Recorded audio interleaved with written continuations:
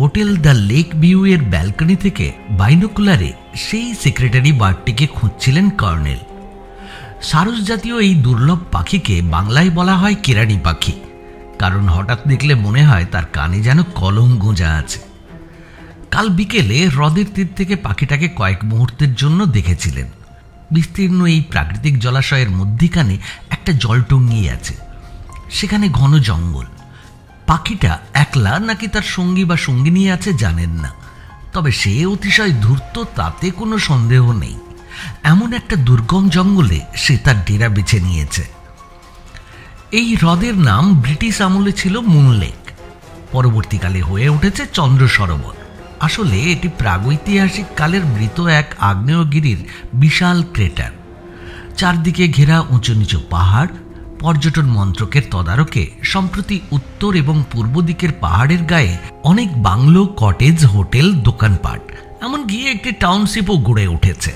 তবে সেই টাউনশিপটি ধনবানদের। অধিকাংশ সময় সেখানকার সুরম্য বাড়িগুলি খাঁ খাঁ করে। লেক ভিউ হোটেল হ্রদের পূর্ব দিকের পাহাড়ের গায়ে এবং তীর থেকে তার উচ্চতা অন্তত 60 ফুট। এখান থেকে হ্রদের তীরে নেমে যাওয়ার জন্য একটি ঘোরালো এবং ঢালু পায়ে চলা পথ আছে। বয়স্করা সেই পথে নেমে যাওয়ার ঝুঁকি নেন না, উঠে আসার প্রশ্ন তো তোলাই যায় না। তবে কর্নেলের কথা আলাদা। কর্নেলের অতীত সামরিক জীবনের সব শিক্ষা এই বৃদ্ধ বয়সে চমৎকার কাজে লাগছে দেখে নিজেই তিনি বিস্মিত হয়ে যান।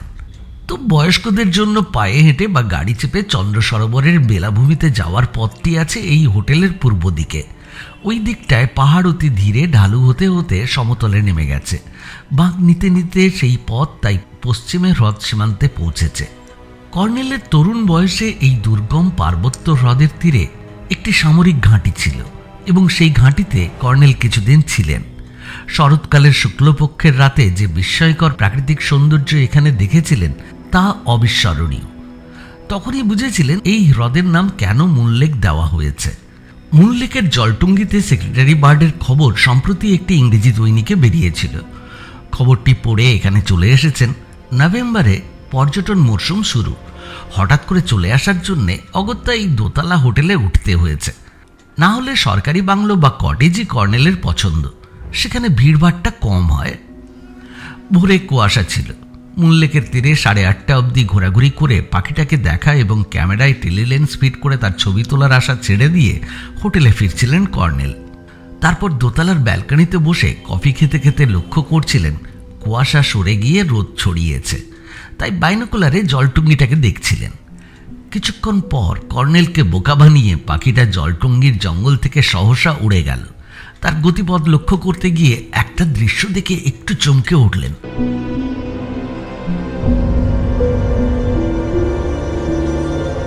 মুন লেকের দক্ষিণ পশ্চিম কোণে পাহাড়ের চূড়ার কাছাকাছি ঝুলে থাকা একটা চাতালের প্রায় শেষ প্রান্তে এক যুবতী দাঁড়িয়ে আছে এবং একজন যুবক ক্যামেরায় তার ছবি তোলার জন্য তাকে আরও পেছনে হটে যেতে ইশারা করছে।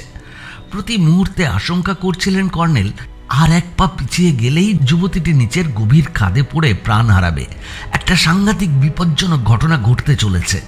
অথচ এত দূর থেকে কর্নেলের কিছুই করার নেই। ওরা এত নির্বোধ কেন তিনি বুঝতে পারেন না। হঠাৎ যুবতীটি পিছু ফিরে দেখেই দ্রুত সরে গেল। কর্নেলের আশঙ্কার অবসান ঘটল। এবার দেখলেন যুবতীটি হাত নেড়ে তার সঙ্গীকে কিছু বলতে বলতে চাতালের পেছনের ধাপ বেয়ে নামতে শুরু করেছে। বাইনোকুলারে স্পষ্ট দেখতে পাচ্ছিলেন তার মুখে রাগের আভাস। যুবকটি অবশ্য হাসতে হাসতে তাকে অনুসরণ করছিল। পাথরের ধাপগুলির নিচে পাহাড়টা ক্রমে ঢালু হয়ে সমতলে নেমেছে। ঢালু অংশটা ঘাস আর ঝোপঝাড়ে ঢাকা। কিছুক্ষণ পরে হ্রদের তীরে তাদের আবার দেখতে পেলেন। এতক্ষণে তাদের চিনতে পারলেন। এই হোটেলেই কাল রাতে তাদের দেখেছেন। নববিবাহিত বাঙালি দম্পতি বলেই মনে হয়েছিল তাদের। সম্ভবত বিয়ের পর হানিমুনে এসেছে।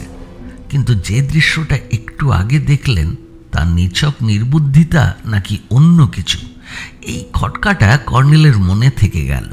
10টায় নিচের ডাইনিং হলে নেমে গেলেন। মুন লেকের দিকের টেবিলগুলি ততক্ষণে আর খালি নেই। অগত্যা কোণের দিকে একটা খালি টেবিলে বসলেন। তারপর ব্রেকফাস্টের অর্ডার দিয়ে ডাইনিং হলের ভেতরটা খুঁটিয়ে দেখতে থাকলেন। আসলে কর্নেল ওই দম্পতিকে খুঁজছিলেন। একটু পরে দেখা গেল কর্নেলের উল্টো দিকে 3টে টেবিলের পর জানালার ধারে ওরা বসে আছে। যুবতীর মুখে এখন অনুচিত ধরনের একটা গাম্ভীর্য। সে চুপচাপ খাচ্ছে। যুবকটি চাপা গলায় কথা বলে সম্ভবত তার মানভঞ্জনের চেষ্টা করছে। যুবকটির চেহারা অবশ্য ততটা স্মার্ট নয়, একটু বোকা বোকা ছাপ আছে, যদিও চুলের কেতা আর পোশাকে সে প্রচণ্ডভাবে একালীন। ব্রেকফাস্টের পর কফির পেয়ালায় সবে চুমুক দিয়েছেন কর্নেল, এমন সময় যুবকটি হঠাৎ উঠে দাঁড়ালো। তারপর তার সঙ্গিনীকে কিছু বলে ডাইনিং হল থেকে বেরিয়ে গেল। এখান থেকে হোটেলের লাউঞ্জ চোখে পড়ে। তাকে লাউঞ্জ পেরিয়ে যেতে দেখে বুঝলেন সে বাইরে কোথাও চলে গেল। যুবতীটি ঘড়ি দেখে নিয়ে জানালার দিকে মুখ ঘোরালো। তার হাতে চায়ের কাপ। খুব দেরি করে সে চায়ের কাপে চুমুক দিচ্ছিল। ইতিমধ্যে ডাইনিং হল ফাঁকা হয়ে গেছে। প্রকৃতি প্রেমিকরাই এখানে পর্যটনে আসে। নভেম্বরের পাহাড়ি শীতের প্রকোপ থেকে বাঁচতে এখন রোদের উষ্ণতা দরকার। তাই এখন মুন লেকের তীরে ভিড় হওয়ার কথা। কর্নেলও শিগগির বেরিয়ে পড়তে চাইছিলেন। সেক্রেটারি ওয়ার্ডটি যদি দৈবাত ফিরে আসে, আকাশপথে তাকে ক্যামেরাবন্দি করার সুযোগ পেতেও পারেন। কিন্তু মনে খটকা থেকে গেছে। তাই কফি শেষ করে চুরুট ধরিয়ে সোজা যুবতীর কাছে চলে এলেন এবং মুখে উল্লাস ফুটিয়ে বলে উঠলেন, হাই ডার্লিং, তুমি এখানে?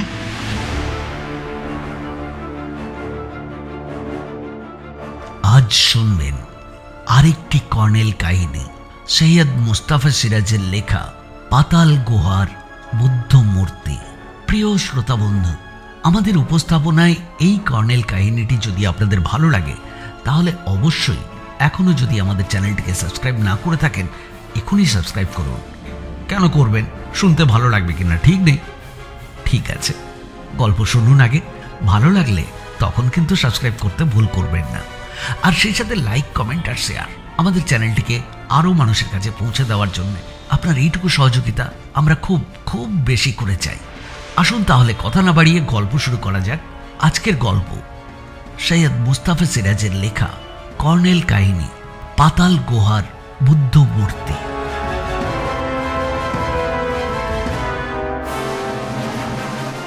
যুবতীটি দ্রুত ঘুরে কর্নেলের দিকে তাকালো। সে একটু হকচকিয়ে গিয়েছিল। সামলে নিয়ে বলল, আপনাকে তো ঠিক চিনতে পারছি না।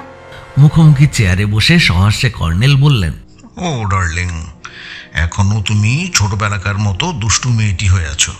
ওহ, এত বছর পর তোমার সঙ্গে এখানে হঠাৎ এমন করে দেখা হয়ে যাবে কল্পনাও করিনি। বিয়ে করে ফেলেছো দেখছি। তারপর হানিমুনে আসা হয়েছে, তাই না? দেখুন, আপনি ভুল করেছেন। আমি আপনাকে মোটেও চিনি না। অনুরাধা, তুমি নিশ্চয়ই বাবা মাকে না জানিয়েই বিয়ে করেছো, তাই? আমি অনুরাধা নই। আপনি ভুল করছেন। ভুল করছি? সে কি? অনুরাধাকে চিনতে ভুল করব আমি? এ তো ভারী অদ্ভুত। বুড়ো হয়েছি, দাড়ি পেকে সাদা হয়ে গেছে, মাথায় টাক পড়েছে, সবই ঠিক, কিন্তু এখনো আমার দৃষ্টিশক্তি তীক্ষ্ণ। চশমা পড়ার দরকার হয় না। আমি আমার ভাগ্নিকে চিনতে ভুল করব? সেই মুখ, সেই চোখ, সেই চেহারা, এমনকি কণ্ঠস্বরও একই করে হয়? না অনুরাধা, না, তুমি অনুরাধা। বলছি আমি অনুরাধা নই। তাহলে আমারই ভুল। কিন্তু আপনি বাঙালি? বিলক্ষণ, একেবারে ভেতো বাঙালি। কাল রাতে আপনাকে এখানে দেখেছিলাম। আমি ভেবেছিলাম আপনি বিদেশি ট্যুরিস্ট। হ্যাঁ, এই ভুলটা অবশ্য অনেকে করে, কিন্তু আমার অবাক লাগছে দুটি মেয়ের চেহারা আর কণ্ঠস্বর কিভাবে এক হয়। আপনি কোথায় থাকেন? কলকাতায়। আপনি মিলিটারি অফিসার? প্রকৃতি প্রেমিক বলতে পারেন। বলে পকেট থেকে তার নেম কার্ডটা বের করে তাকে দিলেন। Colonel Niladri Sarkar, naturist. I am very sorry Mrs. আমার নাম রাপ্তি সেন। আপনি আমাকে তুমি বলতে পারেন। বলবো, কারণ সত্যিই আমি অবাক হয়েছি। আমার ভাগ্নির সমবয়সী এবং অবিকল তার মতো দেখতে কোনো মেয়েকে আপনি করে বলতে আমার বাধবে। যাই হোক, অনুরাধা যেমন আমাকে আঙ্কেল বলে ডাকতো, তুমিও স্বচ্ছন্দে আঙ্কেল বলতে পারো। এটা আমি রাখতে পারি? রাপ্তি তার হ্যান্ডব্যাগে কার্ডটা চালান করে দিয়ে আস্তে মাথা দোলালো। অবশ্যই পারো। তো রাপ্তি, তোমরা নিশ্চয়ই হানিমুনে এসেছ? কলকাতা থেকে নাকি? কলকাতা থেকে। আমার এই দ্বিতীয় ভাগ্নির বরের প্রশংসা করা উচিত। তার রুচি আছে। হনিমুনের উপযুক্ত স্থান সে বেছে নিয়েছে, কারণ এই পাহাড়ি লেকের পুরনো নাম কি জানো? Moon lake. তো তোমার বর ভদ্রলোককে দেখছি না, আলাপ হলে ভালো লাগতো। ও ওর এক বন্ধুর সঙ্গে দেখা করতে গেল, ফিরতে একটু দেরি হবে বলে গেল। তোমরা কত নম্বরে উঠেছো? দোতলায় 22 নম্বর সুইটে। আপনি? আমি 19 নম্বরে। তা তুমি কি ওর জন্য এখানেই অপেক্ষা করবে? আমার মনে হচ্ছে তোমার সুইট থেকে মুন লেক সরাসরি চোখে পড়ে। অবশ্য তুমি ইচ্ছে করলে এদিকের করিডোর দিয়ে নেমে লেকের ধারে পৌঁছতে পারো। এখন রোদটা আরামদায়ক। অচেনা জায়গায় একা ঘুরতে ইচ্ছে করে না, আর তাছাড়া তমাল ফিরে এসে আমাকে না দেখতে পেলে খুঁজতে বেরোবে। তমাল? বাহ, বেশ সুন্দর নাম। তোমার নামটাও চমৎকার। রাপ্তি ডাইনিং হল থেকে বেরিয়ে করিডোরে গেল, তারপর দোতলার সিঁড়িতে উঠতে থাকল। কর্নেল তাকে অনুসরণ করছেন আঁচ করে সে একবার ঘুরে কর্নেলের দিকে তাকালো। লেকের ধারে বড্ড বেশি ভিড়। আমি আমার সিঙ্গেল সুটের ব্যালকনি থেকে মুন লেকের সৌন্দর্য দেখব, সেজন্য এই বাইনোকুলারই যথেষ্ট। দোতলার করিডোরে গিয়ে রাপ্তি একটু দাঁড়ালো, কিছু বলবে মনে হলো, কিন্তু বলল না। তাদের সুইটের দিকে পা বাড়ালো। রাপ্তি, কিছু বলবেন? প্রায় 1 ঘন্টা আগে বাইনোকুলারে তোমাদের দেখছিলাম। না, ঠিক তোমাদের দেখছিলাম বললে আমার ভুল হবে। লেকের জলটুঙ্গিতে একটা পাখি দেখছিলাম। পাখিটা হঠাৎ উড়ে গিয়েছিল। তার গতিপথ লক্ষ্য করার সময় হঠাৎ দেখি তুমি একটা বিপজ্জনক জায়গায় দাঁড়িয়ে আছো এবং তমাল তোমার ছবি তোলার চেষ্টা করছে। দৈবাত তুমি পেছনে না তাকালে কি ঘটতো ভেবে শিউরে উঠেছিলাম। রাপ্তি দ্রুত মুখ ঘুরিয়ে নিয়ে হনহন করে চলে গেল। একটু দাঁড়িয়ে থাকার পর কর্নেল নিজের সুইটে ফিরলেন। যখন ওকে কথাগুলো বলছিলেন তখন ওর মুখের রেখায় কি একটা ভাব ফুটে উঠেছিল মনে করার চেষ্টা করলেন। আতঙ্ক মিশ্রিত ক্ষোভ, নাকি নিছক ক্ষোভ, অথবা আতঙ্ক এবং বিস্ময়। অবশ্য কর্নেলের ভুলও হতে পারে, কিন্তু খটকাটা থেকে গেল। ব্যালকনিতে এখন জোরালো হিম বাতাসের উপদ্রব। টুপি আঁটো করে পরে অন্য একটা পুরু জ্যাকেট গায়ে চড়িয়ে ইজি চেয়ারে বসলেন। বাইনোকুলারে জলটুঙ্গির জঙ্গল খুঁটিয়ে দেখার পর উত্তরে পাহাড়ের গায়ে কটেজ এরিয়া দেখতে থাকলেন। দেখার কোনো কারণ যদি থাকে তাহলে সেটাকে বলতে হবে একটা কটেজ না পাওয়ার দুঃখ। কটেজগুলি সত্যিই অসাধারণ। ওই দিকটায় প্রচুর গাছপালা আছে। প্রতি কটেজের সামনে একটা করে ফুলের বাগান। তার ফলে ওখানে নানান প্রজাতির প্রজাপতি দেখতে পাওয়া সম্ভব। মূল লেকের দক্ষিণ তীরে কিছু জঙ্গল আর ঝোপঝাড় আছে। কাল বিকেলে সেখানে একজোড়া প্রজাপতি দেখেছিলেন। সাধারণ নাম অ্যাপোলো, প্রজাপতির নাম পার্নাসিউস অ্যাপোলো।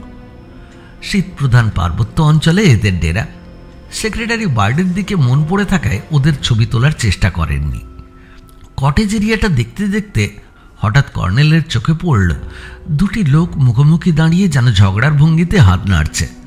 বাইনোকুলারের দূরত্ব নির্ণায়ক নবটা ঘুরিয়ে ঠিক জায়গায় আনতেই লেন্সে দুজন স্পষ্ট হয়ে উঠল। একজন মধ্যবয়সী টাইস্যুট পরা, মুখে ফ্রেঞ্চ কাট দাড়ি এবং চোখে সানগ্লাস, সিনেমার ভিলেন টাইপের চেহারা। অন্যজন, হ্যাঁ, রাপ্তির স্বামী তমাল সেন। তবে না, ওরা তর্ক করছে না, দুজনের মুখেই হাসি আছে। সম্ভবত কোনো বিষয়ে উপভোগ্য আলোচনা চলছে। অতএব খটকা লাগার মতো কিছু নেই। কলকাতার কোনো নববিবাহিত তমাল সেনের কোনো পরিচিত লোক এখানে বেড়াতে আসতেই পারে। তমাল সেন তার সাথে দেখা করতে যেতেই পারে। ঠিক এই সময় কর্নেলের কানে এলো তার সুইটের দরজায় কেউ জোরে নক করছে। উঠে গিয়ে দরজা খুলে দেখেন রাপ্তি সেন। রাপ্তিকে তাঁর সুইটের দরজায় দেখে উত্তেজনায় চঞ্চল হয়ে উঠেছিলেন, এটা ঠিক, কিন্তু পরের মুহূর্তেই সংযত হয়ে সহাস্যে বললেন, এসো রাপ্তি, আমি জানতাম তুমি এই অচেনা অজানা জায়গায় একলা বোধ করবে এবং সময় কাটানোর জন্য বৃদ্ধ আঙ্কেলের সঙ্গে গল্প করতে আসবে। রাপ্তি ঘরে ঢুকে নিজেই দরজা বন্ধ করে দিল। তারপর মৃদু স্বরে বলল, আপনাকে দেখে মনে সাহস পেয়েছি, তাই একটা কথা বলতে চাই। বেশ তো, বলো, বসে বলো, কি বলবে? বসবো না, যে কোনো সময় তমাল এসে পড়তে পারে। কথাটা বলেই আমি চলে যাব। কি কথা? আপনি ঠিকই বলেছিলেন, তমাল আমার ফটো তোলার জন্য একটা বিপজ্জনক জায়গায় আমাকে নিয়ে গিয়েছিল। আমার বড্ড ভয় করছে, আর এখানে থাকতে একটুও ইচ্ছে করছে না। আমার সন্দেহ হচ্ছে তমাল আমাকে হয়তো... বলো। ব্যাপারটা ঠিক বোঝাতে পারছি না। তমালের হাবভাব এখানে এসে যেন বদলে গেছে। কাল রাতে কি একটা শব্দে ঘুম ভেঙে গেল, তারপর দেখি তমাল বিছানায় নেই। ভাবলাম সে ব্যালকনিতে গিয়ে বসে আছে, কিন্তু উঠে গিয়ে দেখলাম সে ওখানেও নেই। তাছাড়া প্রচণ্ড শীত। বিছানায় আবার এসে শুয়ে পড়লাম। ঘুমের ভান করে জেগেই ছিলাম। প্রায় 1 ঘন্টা পরে আস্তে আস্তে বাইরের দরজা খুলে সে ঘরে ঢুকলো। আপনি জানেন দরজায় ইন্টারলকিং সিস্টেম আছে, বাইরে থেকে ঢুকতে হলে চাবি দরকার। তার মানে সে চাবি নিয়ে বেরিয়ে গিয়েছিল? হ্যাঁ। তুমি ওকে জিজ্ঞেস করনি কিছু? না, আমি খুব ভুল করেছি। তমাল সম্পর্কে আমার এক বন্ধু পারমিতা আমাকে সাবধান করে দিয়েছিল, কিন্তু তমালের হাবভাব আচরণে তেমন কিছু পাইনি যে ওকে খারাপ ভাববো। এখন মনে হচ্ছে পারমিতা ওকে যতটা চেনে আমি ততটা চিনি না। তমাল হয়তো সত্যিই খারাপ। কোন অর্থে খারাপ? পরে সময় মতো আপনাকে সব বলবো। দরকার হলে আপনি প্লিজ আমাকে একটু সাহায্য করবেন তো? নিশ্চিন্তে থেকো, আমি তমালকে ওয়াচ করব। বাই দ্য ওয়ে, তুমি এমন কোনো লোককে কি চেনো যার মুখে ফ্রেঞ্চ কাট দাড়ি আর চোখে সানগ্লাস, প্রায় 40-এর কাছাকাছি বয়স? ট্রেনে ওই রকম চেহারার এক ভদ্রলোকের সঙ্গে আলাপ হয়েছিল। তার নামটা কি যেন? হ্যাঁ, বিনয় শর্মা। নন বেঙ্গলি হলেও ভালো বাংলা জানেন। কলকাতায় কি একটা ব্যবসা করেন। উনি ছিলেন ওপরের বার্থে। তমালের সঙ্গে খুব ভাব হয়েছিল। কেন এই কথা জিজ্ঞেস করছেন? বিনয় শর্মাকে উত্তরের পাহাড়ে কটেজ এরিয়ায় এখনই দেখছিলাম। তোমার বর তার সঙ্গেই দেখা করতে গেছে। রাপ্তি, এই যন্ত্রটি দূরকে নিকট করে। যাই হোক, ব্যাপারটা আমি দেখছি। তোমার ভয়ের কোনো কারণ নেই, তবে তুমি নিজেই সাবধান হতে শেখো। রাপ্তি দরজা খুলে দ্রুত বেরিয়ে গেল। তাহলে দেখা যাচ্ছে কর্নেলের খটকা লাগার পেছনে সঙ্গত কারণ ছিল। বরাবর কর্নেল লক্ষ্য করেছেন তার মধ্যে যেন কি একটা অতিরিক্ত বোধ ক্রিয়াশীল। ইন্টুইশন বলা হোক কি ষষ্ঠ ইন্দ্রিয়জাত বোধ বলা হোক, সামরিক জীবনেই এটা অর্জন করেছিলেন। বিশেষ করে জঙ্গলে গেরিলা যুদ্ধের তালিম নেওয়ার পর থেকে কর্নেলের ভেতরকার একটা সুপ্ত শক্তি সম্ভবত জেগে উঠেছিল।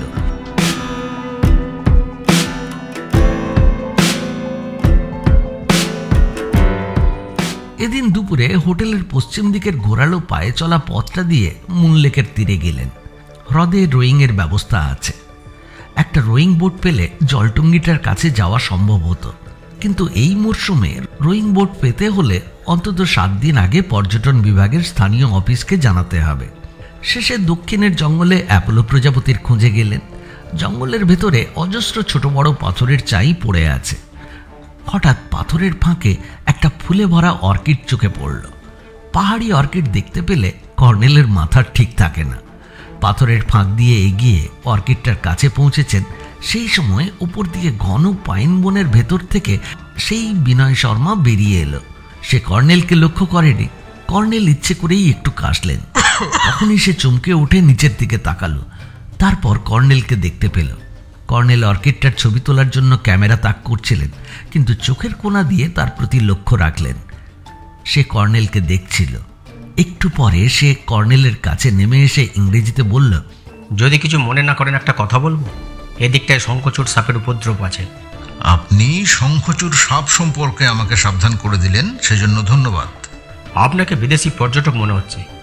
আপনি কি জানেন শঙ্খচূড় সাপ ঘন্টায় 50-60 কিলোমিটার বেগে দৌড়তে পারে? হয়তো পারে, তবে এই শীতে নাকি শঙ্খচূড় সাপ বেরোয় না। আপনি কি স্থানীয় বাসিন্দা নাকি আমার মতোই বেড়াতে এসেছেন? বেড়াতে এসেছি। হঠাৎ আপনাকে দেখে বিদেশি মনে হয়েছিল। এখন মনে হচ্ছে আপনি বিদেশি নন। আপনার পর্যবেক্ষণ শক্তির প্রশংসা করছি। আমি বাঙালি। অসম্ভব। বাঙালিদের সঙ্গেই আমার চেনা জানা বেশি, কারণ আমি কলকাতায় ব্যবসা করি। আপনার চেহারা একটু বিশেষত্ব আছে। থাকতেই পারে। কিছু মনে করবেন না। আপনার মতন এমন লম্বা চওড়া মানুষ সচরাচর বাঙালিদের মধ্যে দেখা যায় না। দেখা যায়, আপনি সম্ভবত লক্ষ্য করেননি। তাছাড়া বাঙালিরা মিশ্র জাতির মানুষ। আপনার সঙ্গে আলাপ করে খুশি হলাম। আপনার পরিচয় পেলে খুশি হব। বুঝতে পারছি আপনি আমার কথা শুনে আমার বাঙালিত্ব যাচাই করতে চান। তো আমার নাম কর্নেল নীলাদ্রি সরকার। অবশ্য বহু বছর আগে সামরিক জীবন থেকে অবসর নিয়েছি, কিন্তু আপনার বাংলা শুনে মনে হচ্ছে আপনি বাঙালি নন। ঠিক ধরেছি তাই না? তাচ্ছ অন্য বাঙালিরা ধরতে পারে না। কলকাতায় আমার জন্ম, সেখানেই বাস করি। হ্যাঁ, আমি বাঙালি নই, তার মানে আমার মাতৃভাষা বাংলা নয়। আমার বাবা মাই উত্তরপ্রদেশের মানুষ। আমার নাম বিনয় কুমার শর্মা। যাই হোক, আপনি এখানে বেশিক্ষণ থাকবেন না। বাবার কাছে শুনেছি শঙ্খচূড় সাপ শীতকালে অন্য সাপের মতন ঘুমিয়ে থাকে না। কিন্তু মিস্টার শর্মা, আপনার তো দেখছি শঙ্খচূড়ের ভয় নেই। ভয় আছে, তবে আমি সঙ্গে লাইসেন্সড ফায়ার আর্মস রাখি। সম্প্রতি খবরের কাগজে পড়েছিলাম ওখানে কোন পাহাড়ের গায়ে নাকি প্রাচীন যুগের শিলালিপি খোদাই করা আছে। হ্যাঁ, বুঝতেই পারছেন আমি কারবারি লোক, নানা ধরনের কারবার করি। তাই ইচ্ছা ছিল শিলালিপির একটা ফটো তুলে তা থেকে কপি করে বিদেশে কোনো মিউজিয়ামে বিক্রি করব, কিন্তু ওটা খুঁজে পেলাম না। বলেন কি? কাগজে যখন খবর বেরিয়েছে তখন ওটা সত্যিই কোথাও আছে। তাছাড়া স্থানীয় পর্যটন কেন্দ্রেরও সেটা জানার কথা। ওরা জানেন না, পুরো খবর। আজকাল কাগজওয়ালারা মিথ্যা চটকদার খবর ছাপে। অকারণে আমি হয়রান হলাম। এই লাইভ রিস্ক নিয়ে ঘুরে বেড়ালাম। ফিরে গিয়ে ওই কাগজে প্রতিবাদ করে চিঠি লিখব। সে কর্নেলের পাশ কাটিয়ে নেমে গেল। হ্রদের তীরবর্তী সমভূমিতে গিয়ে সে একবার ঘুরে কর্নেলকে দেখল, তারপর হনহন করে হাঁটতে থাকল। কর্নেলের হাসি পাচ্ছিল। কিছু লোক থাকে যারা সবসময় অন্যদের নির্বোধ ভাবে। এই লোকটি সেই গোত্রের।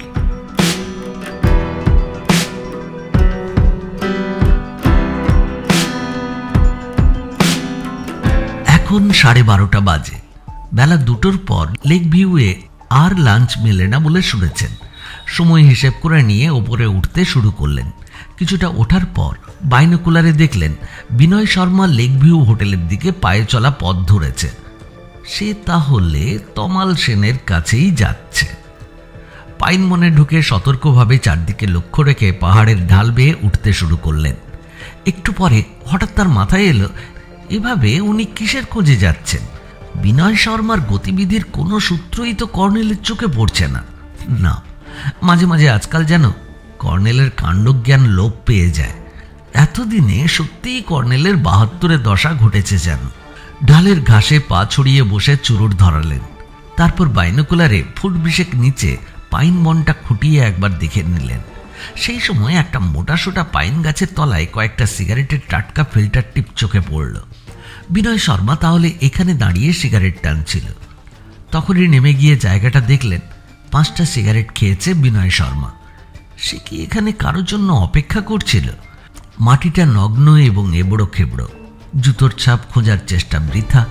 শুধু এইটুকু বোঝা যাচ্ছে, স্বাভাবিকভাবে 5টা সিগারেট খেতে যতটা সময় লাগে এক্ষেত্রে তার চেয়ে দ্রুত সিগারেট খাওয়া হয়েছে। বিনয় শর্মাকে বেলা 11টায় প্রায় 1 কিলোমিটার দূরে উত্তরের কটেজে তমালের সঙ্গে দেখেছেন। প্রায় 1.5 ঘন্টা পরে তাকে এই পাইন বন থেকে বেরোতে দেখলেন। তার মানে সে বেশিক্ষণ আগে এখানে আসেনি।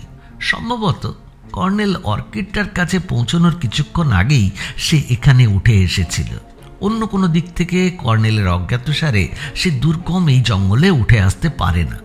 তবে এটা স্পষ্ট যে সে খুব কম সময়ে এখানে ছিল এবং সেই সময়ের মধ্যে 5টা সিগারেট খাওয়া তার তীব্র উদ্বেগকেই জানিয়ে দিচ্ছে।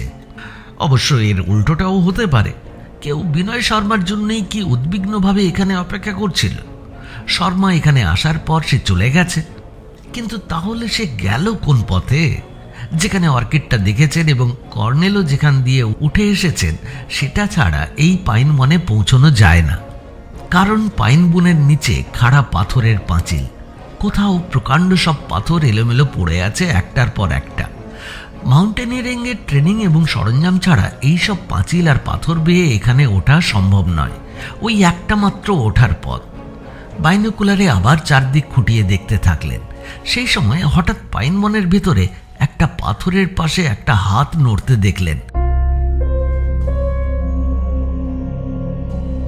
শুধুই হাত, অর্থাৎ কবজি থেকে আঙুল পর্যন্ত অংশটা। বাইনোকুলার নামিয়ে খালি চোখে দেখলেন। হাতটা স্পষ্ট দেখা যাচ্ছে না। পাথরটা আছে প্রায় 20 মিটার দূরে একটু নিচু জায়গায়। দ্রুত সেখানে নেমে গেলেন। তারপর চমকে উঠলেন।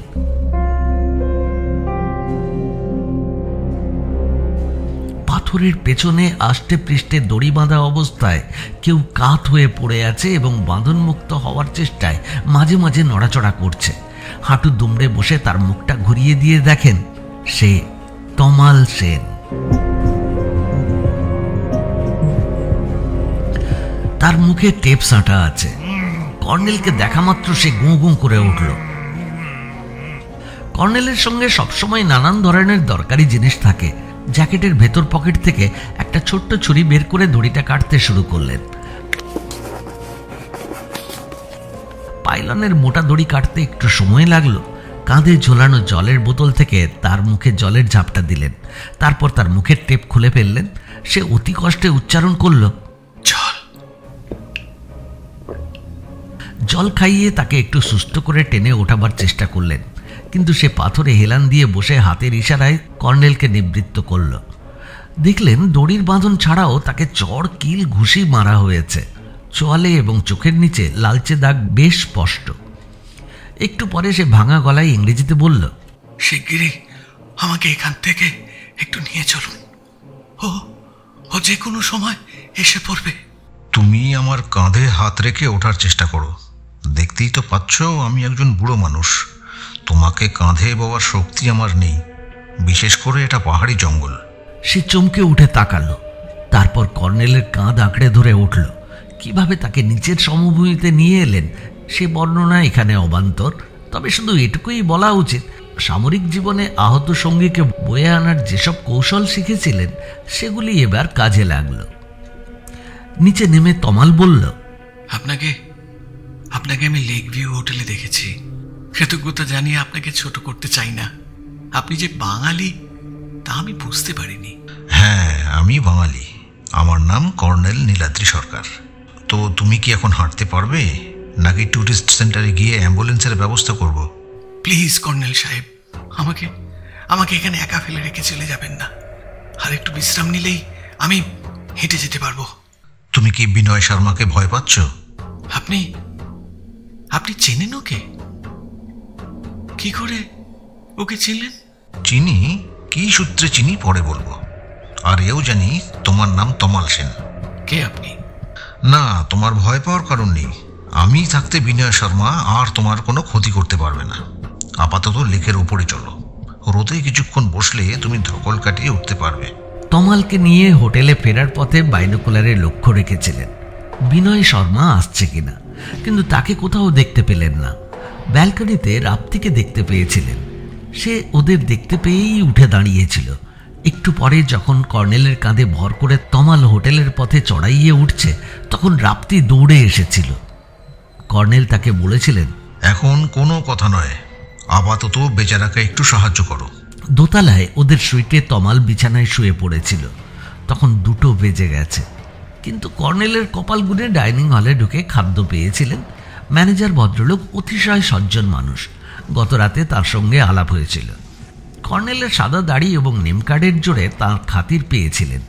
তিনি কর্নেলের টেবিলে এসে এবেলা জিজ্ঞেস করেছিলেন, কোনো অসুবিধা হচ্ছে নাকি স্যার? সম্ভব হলে 22 নম্বর সুইটে আমার ভাগ্নি এবং তার বরের জন্য যেন খাবার পাঠিয়ে দেন। কোনো অসুবিধা নেই স্যার। আসলে ক্ষেত্র বিশেষে নিয়ম শিথিল না করলে আমাদের উপায় নেই। দৈবাত কোনো হোমরা চোমরা অর্থাৎ ভিআইপি 2টোর পর এসে পড়লে তো তাদের জন্য যে কোনোভাবে একটা ব্যবস্থা করতেই হয়। কাজেই 2:30 অবধি আমাদের কিচেন খোলা থাকে।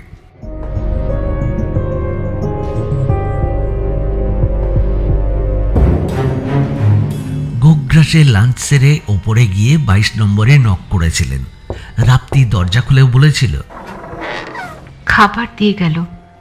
আপনি পাঠিয়েছেন বুঝতে পারলাম, কিন্তু আমার কিচ্ছু খেতে ইচ্ছে করছে না। তমাল খাচ্ছে, তবে ওর চোয়াল নাড়তে কষ্ট হচ্ছে। সঙ্গে কোনো পেইন কিলার আনিনি যে ওকে খাইয়ে দেব। পেইন কিলার খাওয়া ঠিক নয়, ওকে বিশ্রাম করতে দাও। আর একটা কথা, তোমরা দুজনেই যেন আমাকে না জানিয়ে হোটেল থেকে বেরিও না। তুমি 3টের মধ্যে আমার সঙ্গে একবার দেখা করো। নিজের সুইটে ঢুকে পোশাক বদলে কিছুক্ষণ বিশ্রাম করলেন। তারপর ব্যালকনিতে গিয়ে বসলেন। জলটঙ্গির ওপর সূর্য কাত হয়ে ঝুলে পড়ছে। বাইনোকুলারের লেন্সে সোজা রোদ পড়লে চোখের ক্ষতি হবে, তাই সেক্রেটারি বার্ডের আশা আপাতত ছেড়ে দেওয়াই ভালো। বরং কিছুক্ষণ পরে হ্রদের ধারে গিয়ে একবার চেষ্টা করা যেতে পারে। এদিকে কর্নেল ক্লান্তও বটে, তার একটু বিশ্রামের দরকার।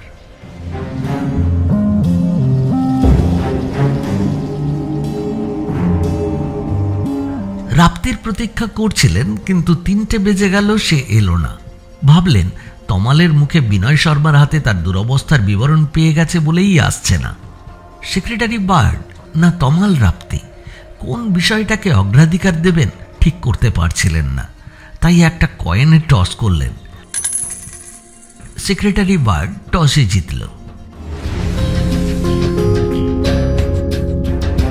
হ্রদের তীরে তখন দ্রুত ছায়া ঘনিয়ে আসছে, কারণ সূর্য পশ্চিমের পাহাড়ের চূড়া ছুঁয়েছে।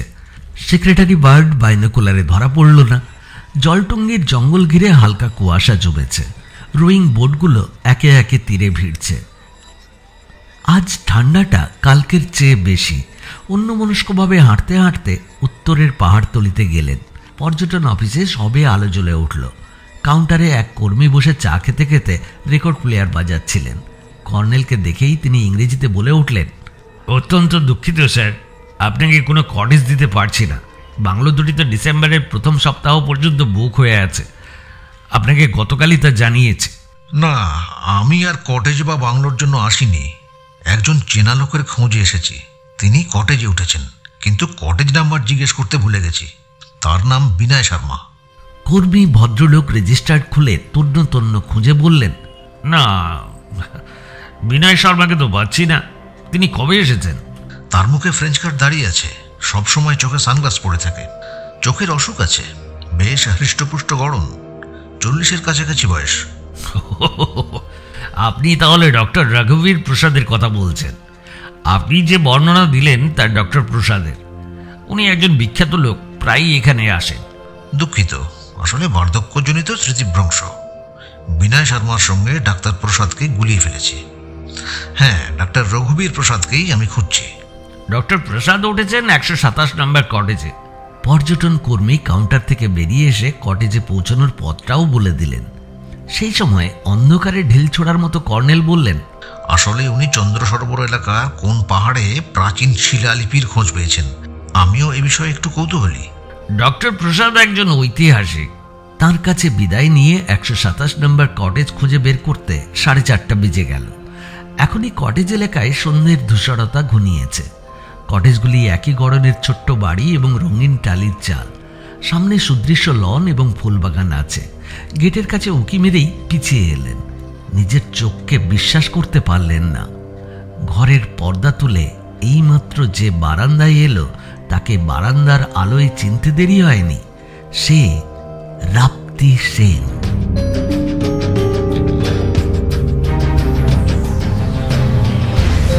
কটেজের নিচু পাঁচিলের আড়াল দিয়ে গুড়ি মেরে রাস্তার মোড়ে একটা উঁচু আইল্যান্ডের পেছনে গিয়ে দাঁড়ালেন কর্নেল।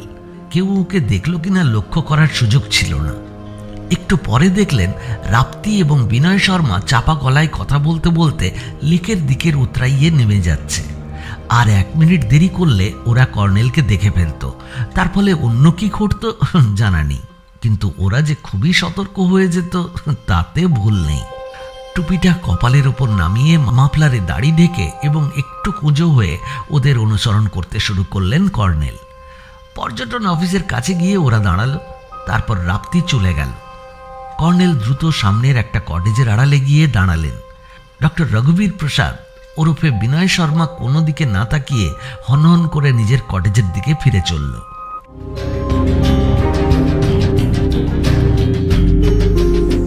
কর্নেল পর্যটন অফিসের কাছে গিয়ে ওদের ক্যান্টিনে ঢুকলেন। এই উত্তেজনার সময় 1 পেয়ালা কফির দরকার ছিল। তাছাড়া ঠান্ডাটাও ক্রমে বেড়ে যাচ্ছিল। ক্যান্টিনে লাইন দিয়ে লোকেরা কফির কুপন কিনছে এবং লাইন দিয়ে সেই কুপন দেখিয়ে পেপার কাপে কফি নিচ্ছে। বসার জায়গা খালি নেই, কিন্তু কি আর করা যাবে।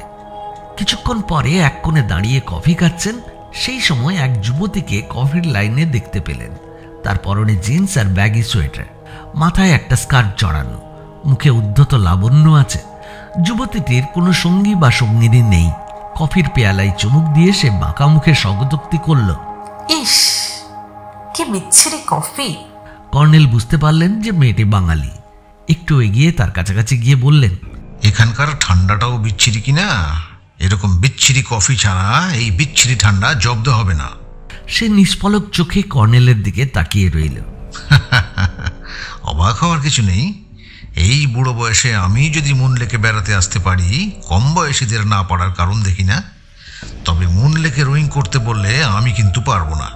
আপনি কে জানতে পারি? অবশ্যই। সে কার্ডটা আবার দেখতে দেখতে কফিতে চুমুক দিল। আপনার নামটা চেনা মনে হচ্ছে, কোথায় যেন পড়েছি, ঠিক মনে করতে পারছি না। আপনি কোথায় উঠেছেন? হোটেল দ্য লেক ভিউতে। তুমি তুমি বলছি, কিছু মনে করো না। তুমি আমার মেয়ের বয়সী। অবশ্য কোনো ছেলে মেয়ে নেই, কারণ আমি বিয়ে টিয়ে করিনি। বিয়ে টিয়ে বলছেন কেন? বিয়ে ব্যাপারটা জানি, টিয়ে কি জানি না। বিয়ে যেমন আছে তেমনি টিয়েও আছে। যাই হোক, তুমি কোথায় উঠেছ? ইস্টার্ন লজে। তোমার বন্ধুরা কোথায়? আমার কোনো বন্ধু নেই। সে কি, তুমি একলা এসেছো? এতে অবাক হওয়ার কি আছে? নেই। তবে তবে কি? তোমার বয়সী যারা, তাদের বন্ধু না থাকাটা অস্বাভাবিক। আমি একটু অস্বাভাবিক। বাহ, এই ঠান্ডায় তোমার কথাবার্তা আরাম দিচ্ছে। কর্নেল কফির কাপ আবর্জনার ঝুড়িতে ফেলে দিয়ে চুরুট বের করলেন। তারপর যেই চুরুটটা লাইটার জেলে ধরিয়েছেন, অমনি সে আস্তে করে বলে উঠল, আপনাকে আমি চিনতে পেরেছি। দৈনিক সত্যসেবক পত্রিকায় আপনার কথা আমি পড়েছি। আপনি কফি এবং চুরুটের ভক্ত, তাও জানি। আপনি সেই বিখ্যাত। চেপে যাও, কথায় বলে দেয়ালেরও কান আছে। আপনার সঙ্গী ভদ্রলোক কোথায়? তুমি নিশ্চয়ই সাংবাদিক জয়ন্ত চৌধুরীর কথা বলছো। তাকে সঙ্গে আনিনি, কারণ আমি এসেছি একটি দুর্লভ প্রজাতির পাখির খোঁজে। তাকে সঙ্গে আনলে ভালো করতেন। রহস্যটা জমে উঠেছে। রহস্য? বলো কি, কিসের রহস্য? চলুন, আমাকে ইস্টার্ন লজে পৌঁছে দেবেন। আমি কল্পনাও করিনি এই সময়ে আপনাকে এখানে পেয়ে যাব। আমার সাহস বেড়ে গেল। তোমার নামটা এখনো বলছো না? রাপ্তি, রাপ্তি সেন।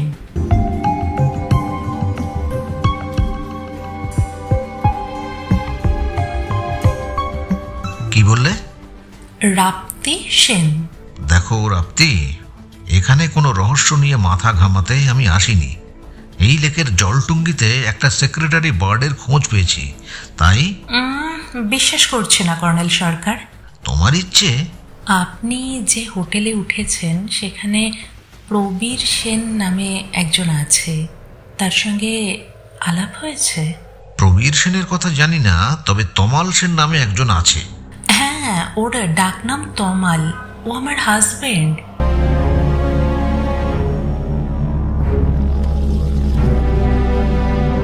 বলো কি, তুমি একখানে, তোমার হাজবেন্ড অন্যখানে, ব্যাপারটা কি? সেটাই তো রহস্য। আমার হাজবেন্ডের সঙ্গে একটি মেয়ে আছে, দেখেছেন নিশ্চয়ই? দেখেছি। ওর নাম পারমিতা, পারমিতা রায়। পারমিতা আমার হাজবেন্ডকে ট্র্যাপ করে এনেছে, মানে রীতিমতো ব্ল্যাকমেল আর কি। বুঝলাম না। She is dangerous. তমাল বোকার মতো ওর ফাঁদে পড়েছে। ও তমালকে ওর হাজবেন্ড সাজতে বাধ্য করেছে, এমনকি আমার নামটাও আত্মসাৎ করেছে Paramita. Do you understand colonel Sarkar? লেকের ধারে ল্যাম্পপোস্ট থেকে কুয়াশা মাখানো যেটুকু আলো ছড়াচ্ছিল, সেই বিবর্ণ আলোয় তার চোখে জল দেখতে পেলেন। মাথায় জড়ানো স্কার্ফের কোনা দিয়ে চোখের জল মুছে সে শ্বাস ছাড়ল। আমি সত্যিই কিছু বুঝতে পারছি না। তমাল তোমার স্বামী, তাকে একটি মেয়ে ব্ল্যাকমেল করছে এবং ফাঁদে ফেলেছে বলছো, কিন্তু তাহলে তুমি কেন পুলিশের কাছে যাওনি? পুলিশের কাছে যাওয়ার প্রবলেম আছে। কি প্রবলেম? তমাল মিউজিয়াম থেকে পারমিতার সাহায্যে একটা সিল চুরি করেছিল। পারমিতা মিউজিয়ামে চাকরি করত। সিল চুরির পর ওর চাকরি যায়।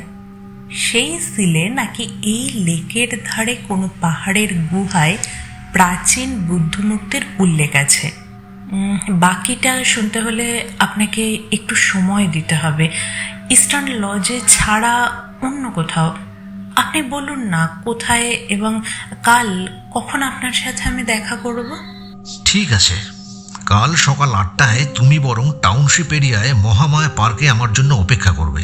তুমি টাউনশিপ যেতে সাইকেল রিক্সা পেয়ে যাবে। মহামায়া পার্ক সবাই চেনে।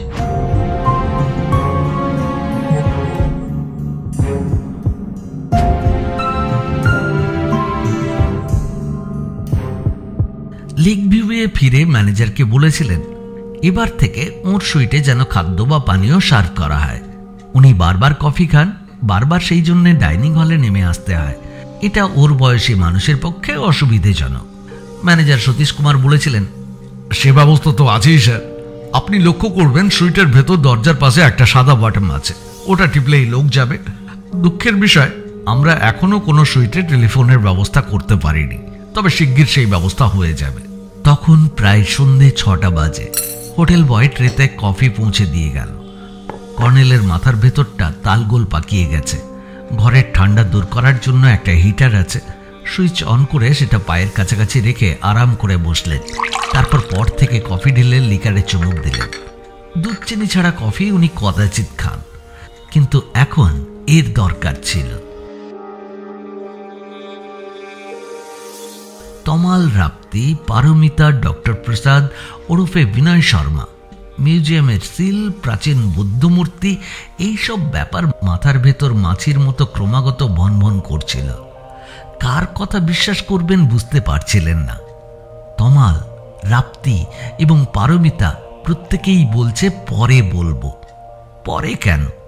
ডক্টর প্রসাদ ওরফে বিনয় শর্মার হাতে তমাল মার খেয়েছে এবং তাকে পাইন বনে দড়ি দিয়ে আষ্টে পৃষ্ঠে বাঁধা অবস্থায় দেখেছেন।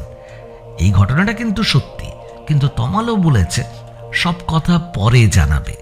এখন কথা হচ্ছে, ইস্টার্ন লজের মেয়েটি যদি সত্যিকারের রাপ্তি এবং তমালের সত্যিকারের স্ত্রী হয়, তাহলে তমালের দুর্দশার একটা যুক্তিসঙ্গত ব্যাখ্যা পাওয়া যাচ্ছে। চোরাই সিলটি তমাল ডক্টর প্রসাদকে দিচ্ছে না বলেই সম্ভবত তার এই দুর্দশা ঘটেছে। প্রায় 1 ঘন্টা পরে একটা সিদ্ধান্ত নিলেন কর্নেল। 22 নম্বর সুইটের দরজায় গিয়ে নক করলেন। রাপ্তি দরজা খুলে কর্নেলকে দেখে করুণ মুখে বলল, বিকেলে একজন ডাক্তারের কাছে গিয়েছিলাম। তাকে বললাম আমার স্বামী পাহাড় থেকে পড়ে প্রচন্ড আছাড় খেয়েছে, কিন্তু ডাক্তার কিছুতেই এলেন না। বললেন ট্যুরিস্ট সেন্টারের হসপিটালে নিয়ে যান। সেখানে গিয়ে পাত্তাই পেলাম না। এখানকার লোকগুলো অদ্ভুত। তখন আবার সেই ডাক্তারের কাছে গেলাম। তখন তিনি ওষুধ দিলেন, মনে হচ্ছে সেডেটিভ দিয়েছিলেন। তমাল ঘুমিয়ে পড়েছে, কিছুতেই ওকে জাগাতে পারছি না। আমি ওকে একটু দেখতে চাই, আপত্তি আছে? কেন আপত্তি থাকবে? আপনি আমার আঙ্কেল হয়েছেন, আসুন ওকে দেখুন। ঘরে ঢুকে তমালকে জাগানোর চেষ্টা করে ব্যর্থ হলেন। বুঝলেন সত্যিই ওকে ঘুমের ওষুধ খাওয়ানো হয়েছে। ঘরে টেবিল ল্যাম্পের আলো ছিল। আলোটা নিষ্প্রভ হলেও দ্রুত চোখ বুলিয়ে মনে হলো ঘরের ভেতরটা আগোছালো অবস্থায় আছে। একটা বড় সুটকেসের ডালার ফাঁকে কাপড় চোপড়ের একটা অংশ বেরিয়ে আছে। এর একটাই অর্থ, রাপ্তি ঘরের সবখানে কিছু খুঁজছিল অথবা জিনিসপত্র গোছাচ্ছিল, এটাও হতে পারে। কর্নেল এসে পড়ায় তাতে ব্যাঘাত ঘটেছে। তুমি বলেছিলে সব কথা পরে বলবে, এখন বলতে কি অসুবিধে আছে? তমাল এখানে হানিমুনের ছলে এসেছে। বিনয় শর্মার সঙ্গে স্মাগলিং এর কারবার করে সে। আমি তা জানতে পেরে তাকে থ্রেট করেছিলাম। বলেছিলাম, আমি জানি তুমি কেন এসেছো, আমি আর এখানে থাকতে চাই না। এই নিয়ে কাল রাতে ওর সঙ্গে ঝগড়া হয়েছিল। তাই সে আমাকে সকালে পাহাড়ের ওপর ফটো তোলার ছলে ডেকে নিয়ে গিয়ে মেরে ফেলতে চেয়েছিল। বুঝুন আঙ্কেল, আমি খাদে পড়ে গিয়ে মরে যেতাম, আর তমাল এটা অ্যাক্সিডেন্ট বলে চালিয়ে দিত। ঠিক বলেছ, কিন্তু কিসের স্মাগলিং? নার্কোটিক্সের। তুমি কি করে জানতে পারলে? তমালের কাছে একটা প্যাকেট ছিল, সেই প্যাকেটটা সকালে আর দেখতে পাইনি। আমার সন্দেহ দরে পোষাচ্ছে না বলেই তমাল ওটা বিনয় শর্মাকে দেয়নি। তাই বিনয় শর্মা ওকে পাইন বনে মারধর করে দড়িতে বেঁধে ফেলে রেখেছিল। ভাগ্যিস আপনি সেখানে গিয়ে ওকে উদ্ধার করেছিলেন। নার্কোটিক্স তমাল কলকাতায় বসেই বিনয় শর্মাকে বেচতে পারত, বা তা নিয়ে নিরাপদে দরাদরি করতে পারত। সে এখানে তা বেচতে এলো কেন? পরশু বিকেলে এখানে আসার পর তমাল কিছুক্ষণের জন্য বেরিয়ে গিয়েছিল। তারপর ও সেই প্যাকেটটা নিয়ে ফিরে এলো। জিজ্ঞেস করলে শুধু বলল, এতে কিছু লাইফ সেভিং ড্রাগ আছে। এখানে আমার চেনা এক ভদ্রলোক এই প্যাকেটটা কলকাতায় তার অসুস্থ আত্মীয়ের কাছে পৌঁছে দিতে অনুরোধ করেছেন। সকালে যখন প্যাকেটটা দেখতে পেলে না, তখন ওকে কিছু জিজ্ঞেস করোনি? জিজ্ঞেস করতে ভুলে গিয়েছিলাম। দুপুরে যখন ওকে আহত অবস্থায় আপনি নিয়ে এলেন, তখন ওটার কথা মনে পড়েছিল। তোমার সন্দেহ যুক্তিসঙ্গত। দরে পোষাচ্ছে না বলে তমাল প্যাকেটটা কোথাও লুকিয়ে রেখেছে আঙ্কেল। ঠিক বলেছ। তুমি কি তমালকে নিয়ে কলকাতায় ফিরে যেতে চাও? ওর যা শরীরের অবস্থা, কি করে এখন নিয়ে যাব? তাছাড়া আমাদের ট্রেনের রিজার্ভেশন রিটার্ন টিকিটের তারিখ 14ই নভেম্বর। সাবধানে থেকো বলে কর্নেল বেরিয়ে এলেন। নিজের সুইটে ফিরে রাপ্তির বক্তব্য নিয়ে চিন্তা ভাবনা করে বুঝলেন আপাত দৃষ্টিতে একটা যুক্তিসঙ্গত বিবরণ সে দিয়েছে, ওদিকে ইস্টার্ন লজের রাপ্তির বিবরণও যুক্তিসঙ্গত। তার চেয়ে গুরুত্বপূর্ণ পয়েন্ট, ইস্টার্ন লজের রাপ্তি কর্নেলের পরিচয় জানে। এবার কর্নেলের প্রথম কাজ হলো কে প্রকৃত রাপ্তি সেটা খুঁজে বার করা। দ্বিতীয় কাজ হলো তমালের সঙ্গে প্রকৃত রাপ্তির দাম্পত্য সম্পর্কের সত্যতা যাচাই। তারপরের কাজটি হলো এটা নার্কোটিক সংক্রান্ত ঘটনা নাকি মিউজিয়ামের চোরাই সিল সংক্রান্ত ঘটনা সেটা নিশ্চিতভাবে জেনে নেওয়া। পর্যটন কেন্দ্রের কর্মীটি বিনয় শর্মাকে জনৈক বিখ্যাত ঐতিহাসিক বলে জানেন, তার এই জানাতে ভুল থাকতেই পারে। তবে এমন অদ্ভুত রহস্যে এর আগে কখনো কর্নেল জড়িয়ে পড়েননি। এই একটা আসল নকল নিয়ে জমজমাট খেলা। তমালের ঘরে রাপ্তিকে জিজ্ঞেস করতে পারতেন সে কোথায় কি চাকরি করত, একটা জবাব নিশ্চয়ই পেতেন, কিন্তু মিউজিয়ামে চাকরি করত কিনা জিজ্ঞেস করলে যদি ইস্টার্ন লজের রাত্রির কথা সত্যি হয় সে সতর্ক হয়ে যেত। কাজেই ধীরে সুস্থে এগোনোই ভালো। তবে এখনই গিয়ে ম্যানেজারকে গোপনে জানাতে হবে 22 নম্বর সুইটের তমাল সেনকে কেউ চিকিৎসার ছলে স্ট্রেচারে চাপিয়ে নিয়ে যেতে চাইলে তিনি যেন বাধা দেন এবং পুলিশকে জানান।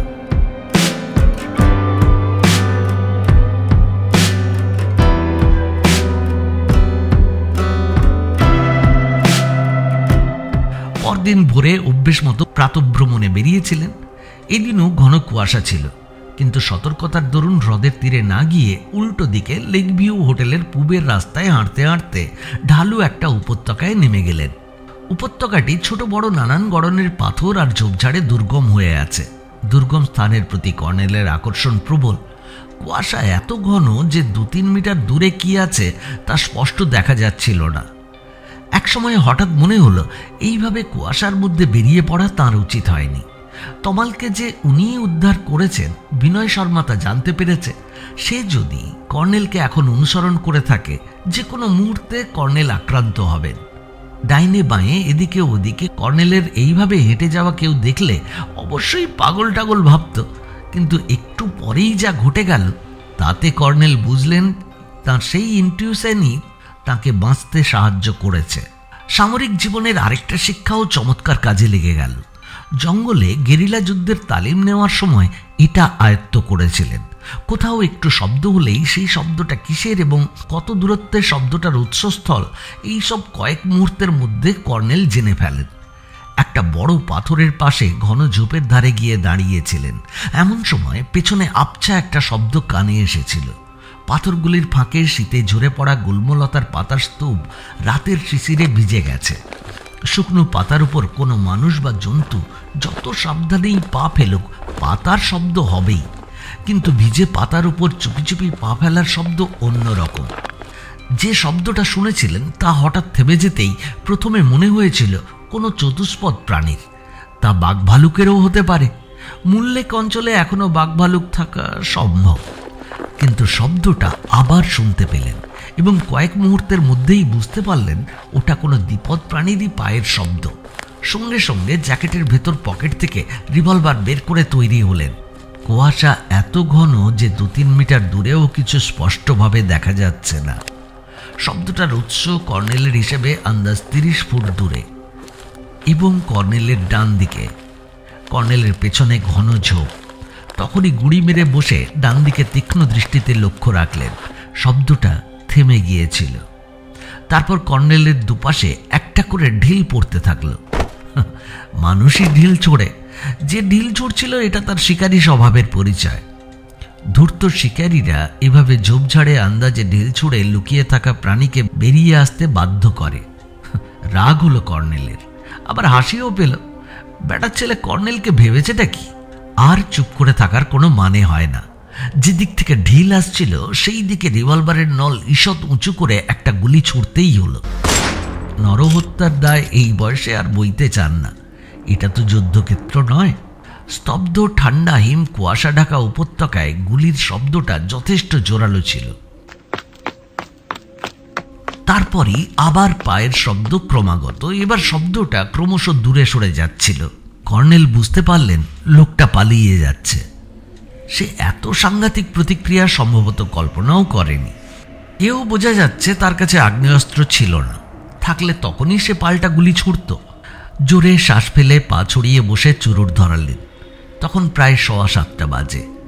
8টায় কর্নেলকে মূল লেকের উত্তর পশ্চিমে অবস্থিত টাউনশিপে মহামায়া পার্কে পৌঁছতেই হবে।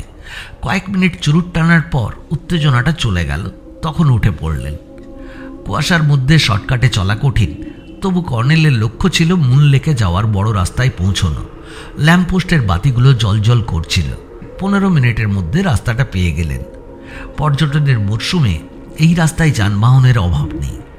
কুয়াশার জন্য স্কুটার, অটোরিকশা, ট্যাক্সি আলো জ্বেলে চলাচল করছে, তবে এখন সংখ্যাই কম। একটা অটোরিকশা কর্নেলকে দেখেই থেমে গিয়েছিল। তাতে 2 জন যাত্রী ছিলেন। ঠাসাঠাসি করে তাদের সঙ্গেই যেতে হলো। মহামায়া পার্কে 8টার আগেই পৌঁছে গেলেন। এখনো পার্ক নিঝুম হয়ে আছে। কুয়াশায় চাদর মুড়ি দিয়ে বসে থাকা এক লাবণ্যময়ী যুবতীর উপমাটা মাথায় আসছিল কর্নেলের। লেকের দিক থেকে যে গেট পেরিয়ে ঢুকতে হয় সেই গেটের পাশে ইস্টার্ন লজের রাপ্তি অপেক্ষা করছিল। কর্নেলকে দেখে সে বলে উঠল, কি বিচ্ছিরি ফগ! বিচ্ছিরি ফগের জন্য তুমি কিন্তু একটা বিচ্ছিরি পোশাক পরেছ। বিচ্ছিরি পোশাক কেন বলছেন? এই টুপি আর জ্যাকেট মাউন্টেনিয়াররা পরে। তা পরে, তবে তুমি কেন পড়েছো তা বুঝতে পারছি। কেন? তোমাকে বিচ্ছিরি মোটা দেখাবে এবং সহজে চেনা যাবে না। আপনি তো চিনতে পারলেন? তোমার চোখ দুটি দেখে। আমার চোখে কি আছে? হোটেল দ্য লেক ভিউ এর রাপ্তির চোখে যা নেই। পারমিতার সঙ্গে আপনার আলাপ হয়েছে? হয়েছে। তাকে আপনি চার্জ করেননি যে সে রাপ্তি নয়, পারমিতা, এবং আপনি তা জানেন? তাকে চার্জ করার আগে আমার সব কথা জানা দরকার আছে। যাই হোক, পার্কের পরিবেশ এখন শোচনীয়। তাছাড়া আমার এখনই এক পেয়ালা কড়া কফি চাই। চলো, পার্কের উত্তরে একটা রেস্তোরাঁ আছে দেখছি। একটু কস্টলি, কিন্তু কি করা যাবে। বিত্তবানদের রেস্তোরাঁ ব্লু মুনে এখন তত ভিড় নেই। যারা ইতিমধ্যে লেকের ধারে জগিং করে এসেছে তারা দাঁড়িয়ে কফি বা চা খাচ্ছে। কোণের দিকে ওরা মুখোমুখি বসলেন। কফি আর 1 প্লেট গরম পকোড়ার অর্ডার দিলেন। ইস্টার্ন লজের রাপ্তি জ্যাকেটের ভেতর থেকে একটা খাম বের করে বলল, আপনাকে দেখানোর জন্য এনেছি। এর মধ্যে তমাল আর আমার বিয়ের রেজিস্ট্রেশন সার্টিফিকেট, আমার অফিসের আইডেন্টিটি কার্ড, এগুলো আছে। হ্যাঁ, তুমি আসল রাপ্তি। তার মানে কাল সন্ধ্যায় আপনি কি আমাকে? তুমি বুদ্ধিমতী। এই কেসটা একটু জটিল, কারণ আসল এবং নকল মিলেমিশে আছে। যেমন ধরো, এর সঙ্গে বিনয় শর্মা নামে একজন জড়িত, কিন্তু সে নাকি আসলে একজন বিখ্যাত ঐতিহাসিক ডক্টর রঘুবীর প্রসাদ। ডক্টর প্রসাদের সঙ্গে আমার আলাপ হয়েছিল। তমাল ইউনিভার্সিটিতে ওর ছাত্র ছিল। সেই সূত্রেই আলাপ। খুব অমায়িক, ভদ্র মানুষ। He is a perfect gentleman. তার বয়স অনুমান করতে পেরেছিলে? এখন 60-এর বেশি তো বটেই, তবে ওকে ভীষণ রোগা দেখায় আর একটু খুঁড়িয়ে হাঁটেন। তাহলে আমার দেখা লোকটি নকল ডাক্তার প্রসাদ। তমাল কি করে বলো? এই সময় কফি পকোড়া এলো। কফিতে চুমুক দিয়ে রাপ্তের দিকে তাকালেন। সে একটা পকোড়া আলতোভাবে তুলে নিয়ে কামড় দিল। তমালের একটা কিউরিও শপ আছে, অ্যান্টিক জিনিসপত্র বেচা কেনা করে। পারমিতা কলেজে আমার সঙ্গেই পড়তো, পরে মিউজিয়ামে চাকরি পেয়েছিল। আর সত্যি বলতে কি, পারমিতার সূত্রেই তমালের সঙ্গে আমার আলাপ এবং তারপর বিয়ে। But she is so jealous. তুমি তোমার স্বামীকে তাহলে ফলো করে এখানে এসেছো? হ্যাঁ, তমাল বলেছিল সেই চোরাই সিলের সাহায্যে বুদ্ধমূর্তি উদ্ধার করতে যাচ্ছে। আমার একটু সন্দেহ হয়েছিল, কারণ এখানে আসার কদিন আগে সে টেলিফোনে পারমিতার সঙ্গে কথা বলছিল। এই সময় বিনয় শর্মা এসে রেস্তোরাঁয় ঢুকল।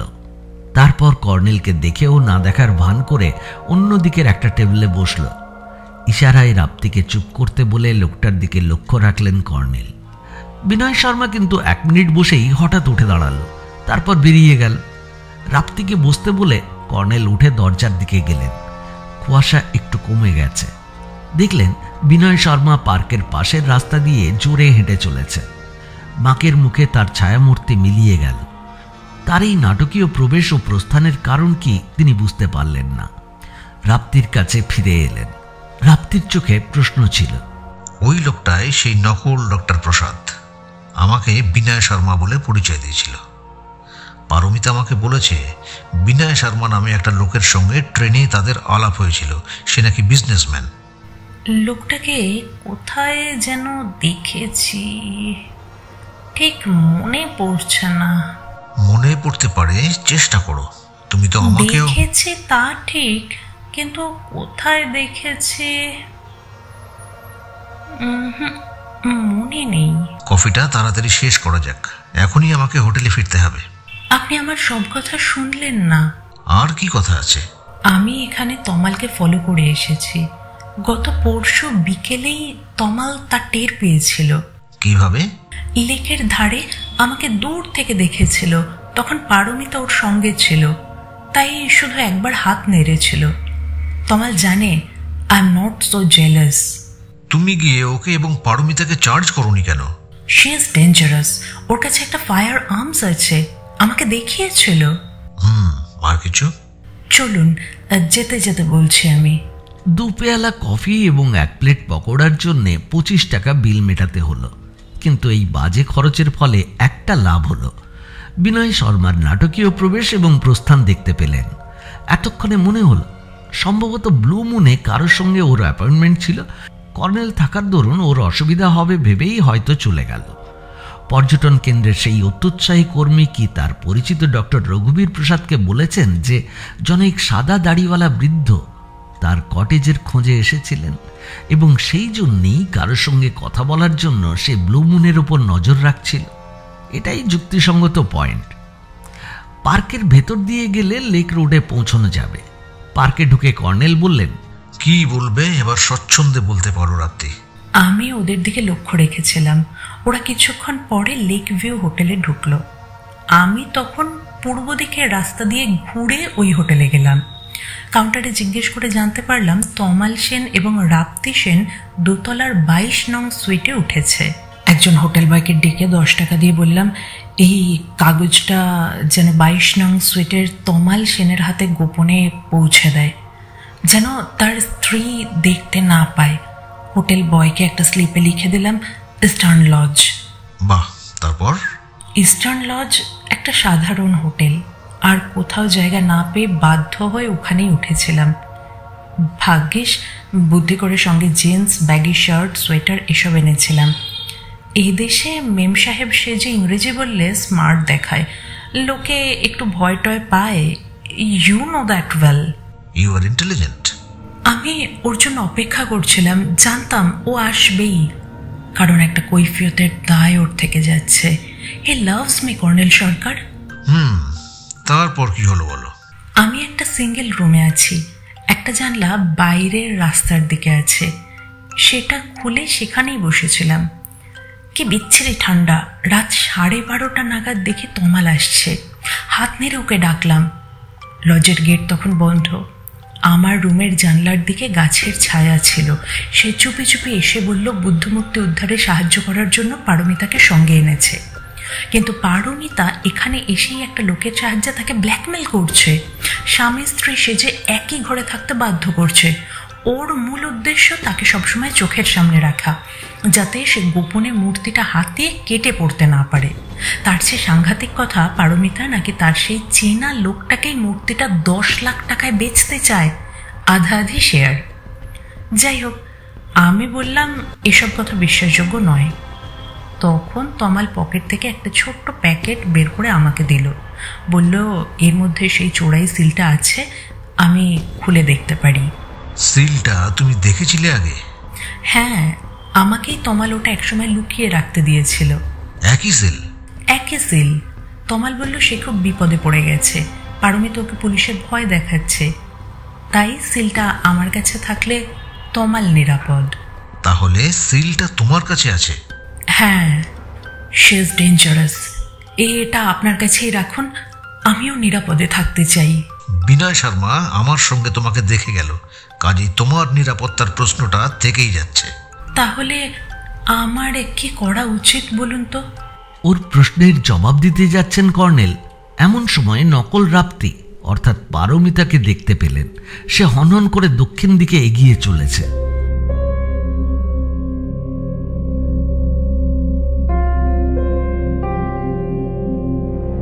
কি কোনো কথা বলছেন না যে?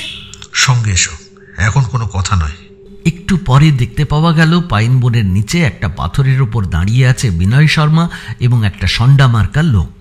রাপ্তি তাদের কাছে পৌঁছলে তিনজনে মিলে উপরে উঠতে থাকলো। তারপর আর তাদের দেখতে পাওয়া গেল না। ওই সন্ডা মার্কা লোকটাই কি তাহলে পূবের উপত্যকায় কর্নেলের পিছু নিয়েছিল? অজানা আশঙ্কায় চঞ্চল হয়ে উঠলেন কর্নেল।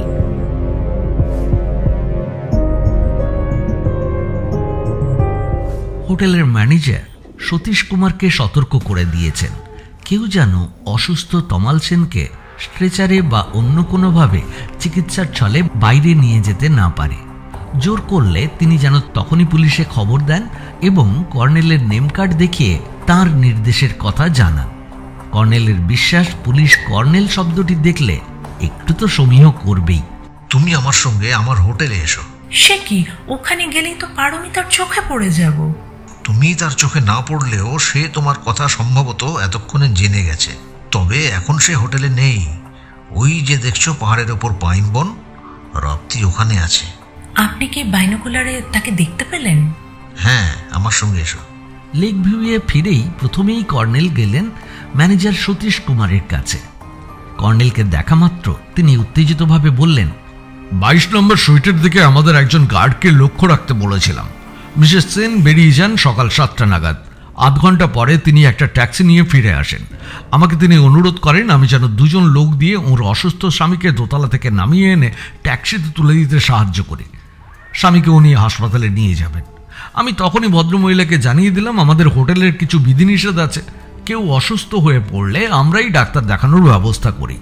আমাদের নিজস্ব ডাক্তার আছেন, তিনি সার্টিফাই করলে তবেই আপনার স্বামীকে আপনি বাইরে নিয়ে যেতে পারবেন।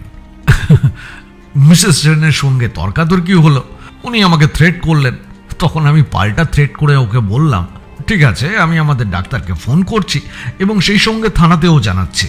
আমাদের ডাক্তার এবং পুলিশ এলে তবেই আপনি মিস্টার সেনকে বাইরে নিয়ে যেতে পারবেন।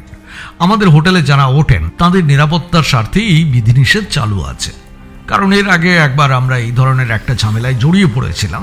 যাই হোক, মিসেস সেন রাগ করে আমাকে শাসিয়ে সেই ট্যাক্সিতে চলে গেলেন। তারপর আমি 22 নম্বর সুইটের ডুপ্লিকেট চাবি নিয়ে উপরে গেলাম। সুইটে ঢুকে দেখলাম মিস্টার সেন বেঘরে ঘুমোচ্ছেন। ওকে আর বিব্রত করিনি। সত্যিই কি আপনাদের নিজস্ব ডাক্তার আছেন? অবশ্যই আছেন কর্নেল সরকার। আপনি যদি বলেন তাকে খবর দিই। তাই দিন। আর একটা কথা, ডাক্তার এলে আমি যেন জানতে পারি। কিন্তু ব্যাপারটা কি বলবেন আমাকে? বলবো, তবে এখন নয়। একটু ধৈর্য ধরে থাকুন প্লিজ। সতীশ কুমার দোতলায় ওঠার সিঁড়ি পর্যন্ত এগিয়ে এসে বললেন, দেখবেন স্যার, যেন আমাদের হোটেলের সুনাম নষ্ট না হয়। রাপ্তি উদ্বিগ্ন মুখে বলল, তমাল অসুস্থ, অথচ আপনি আমাকে তা বলেননি তো। কি হয়েছে ওর? বলছি, তুমি বসো, ততক্ষণে আমি সিলটা দেখে নিই। বলেই কর্নেল ওর দেওয়া প্যাকেটটা বের করলেন। তারপর প্যাকেট খুলে দেখেন কালো কাগজে মোড়া একটা গোলাকার শক্ত জিনিস রঙিন কাগজকুচির মধ্যে ঠাসা আছে। মোড়ক খুলতেই বেরিয়ে পড়ল একটা ব্রোঞ্জের চাকতি। চাকতিটা কোনো রাসায়নিক পদার্থ দিয়ে পরিষ্কার করা হয়েছে। মধ্যিখানে পদ্মাসনে উপবিষ্ট বুদ্ধদেব এবং চারদিকে কারুকার্যের মতো খোদাই করা লিপি। আতস কাজ দিয়ে খুঁটিয়ে লক্ষ্য করতেই চোখে পড়ল পদ্মাসনের ওপরে ও নিচে আঁকাবাঁকা কিছু রেখা। এক কোণে চন্দ্রকলাও আছে। চমকে উঠলেন কর্নেল। তাহলে চন্দ্র সরোবর নামটি কি মুনলেকের প্রাচীন নাম? পর্যটন বিভাগ সম্ভবত মুনলেক কথাটির নিছক অনুবাদ করেননি। আঁকামাকা রেখাগুলি জলের ঢেউয়ের প্রতীক, তাতে ভুল নেই। কর্নেল প্রাচীন লিপি নিয়ে একসময় কিছু পড়াশোনা করেছিলেন। আপাত দৃষ্টে এই লিপি কুষাণ যুগের ব্রাহ্মী লিপি মনে হলো তাঁর। উত্তেজনা দমন করে সিদ্ধান্ত নিলেন এখনই যেভাবে হোক তমাল ও রাপ্তিকে কলকাতায় ফিরে যাওয়ার ব্যবস্থা করে দিতে হবে। তারপর ট্রাঙ্কলে দিল্লিতে সেন্ট্রাল আর্কিওলজি ডিপার্টমেন্টের সঙ্গে যোগাযোগ করতে হবে। কিন্তু একটা প্রশ্ন থেকে যাচ্ছে, কলকাতা জাদুঘর থেকে চুরি যাওয়া শিল কি করে কর্নেলের হাতে এলো? সেই জবাবদিহির দায়িত্ব কর্নেলের কাঁধেই পড়বে। অবশ্য শিল চুরি যাওয়ার পর সম্ভবত দায়িত্বহীনতার অভিযোগেই পারমিতার চাকরি গিয়েছিল, কাজেই তার কাঁধে দায়টা চালান করা যায় এবং কর্নেলকে একটা মিথ্যে গল্প ফাঁদতে হয়। তো পরের কথা পরে, শিলটা প্যাকেটে ঢুকিয়ে জ্যাকেটের ভেতর পকেটে রাখলেন। তারপর দেখলেন রাপ্তি কর্নেলের দিকে নিষ্পলক চোখে তাকিয়ে আছে। তুমি কি প্রাচীন বুদ্ধমূর্তি সম্পর্কে আগ্রহী? না, আমি তমালকে দেখতে চাই। দেখতে পাবে, ডাক্তার আসুক।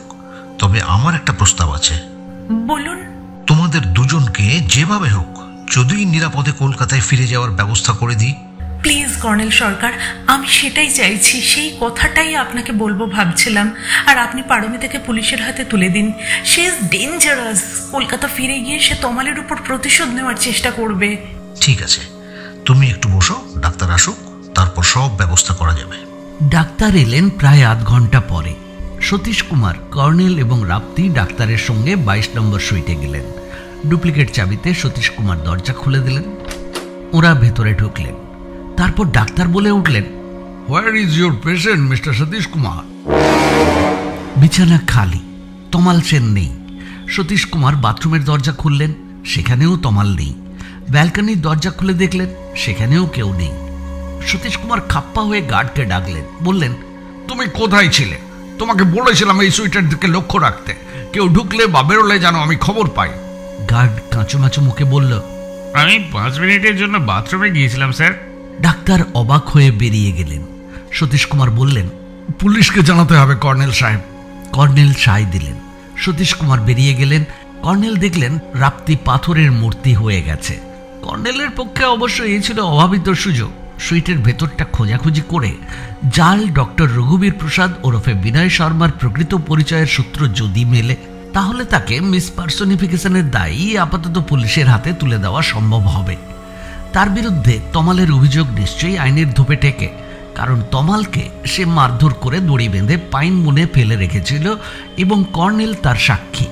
কিন্তু তমাল নিপাত্তা হয়ে গেছে।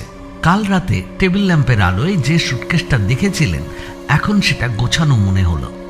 কর্নেলের সঙ্গে সবসময় দরকারি ছোটখাটো জিনিস থাকে। একটা খুদে স্ক্রুড্রাইভারের সাহায্যে সুটকেসটা খুলে ফেলতে দেরি হলো না। পারমিতার পোশাকে সুটকেসটা ভর্তি, কাজেই এটা পারমিতার বলে ধরে নিয়েছিলেন তিনি। কিন্তু হঠাৎ রাপ্তির পাথরের মূর্তিতে প্রাণ সঞ্চার হলো লক্ষ্য করলেন। সে মৃদুস্বরে বলল, তমাল তার সুটকেসে পারমিতার পোশাক পর্যন্ত রাখতে দিয়েছে কর্নেল সরকার? সুটকেসটা তন্ন তন্ন করে খুঁজতে খুঁজতে কর্নেল বললেন, তাহলে সে তোমার সঙ্গে দেখা করতে গিয়েছিল কেন? সিলটা লুকিয়ে রাখা দরকার ছিল, তাই গিয়েছিল। কর্নেল কোনো মন্তব্য করলেন না। এই সুটকেসে পুরুষ মানুষের কোনো পোশাক নেই। চেনগুলো টেনে খুলে ভেতরে এমন কিছু পেলেন না যা বিনয় শর্মার কোনো সূত্র জোগাতে পারে।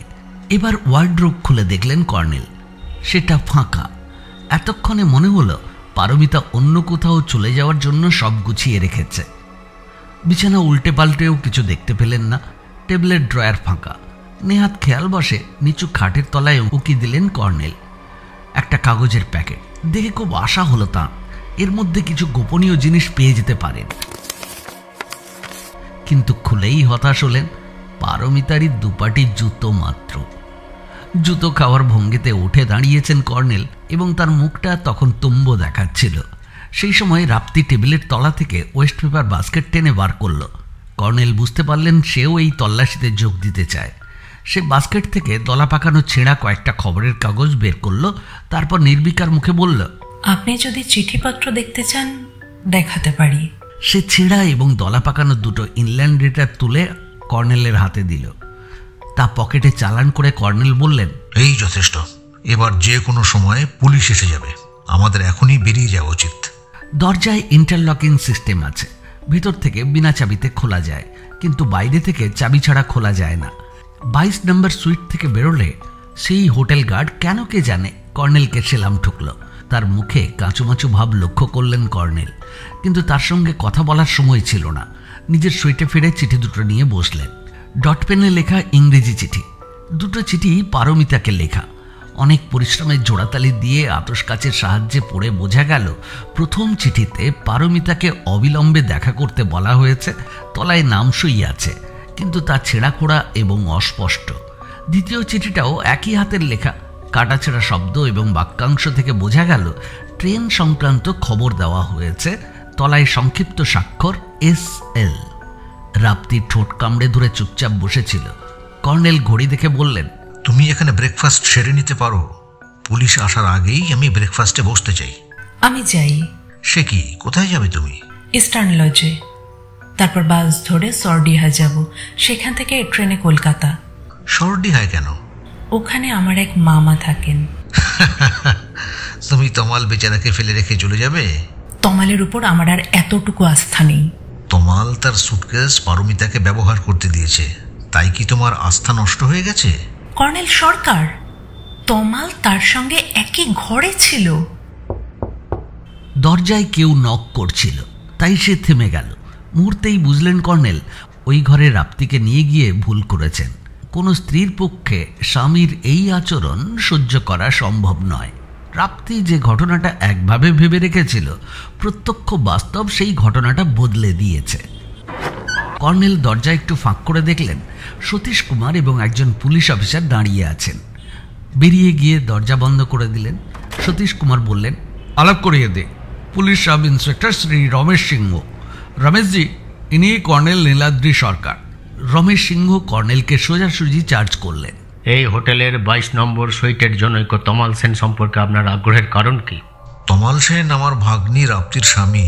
এখানে বেড়াতে এসে ওরা গুন্ডার পাল্লায় পড়েছিল। এখানে কোনো গুন্ডা নেই, আমরা গুন্ডাদের শায়েস্তা করেছি।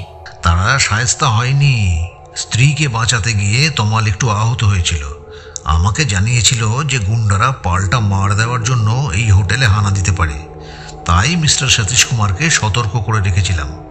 এখন তমালের খোঁজ পাওয়া যাচ্ছে না, এদিকে আমার ভাগ্নিও নিখোঁজ। আপনারা তাদের খুঁজে বার করুন। ওরা থানায় জানাননি কেন?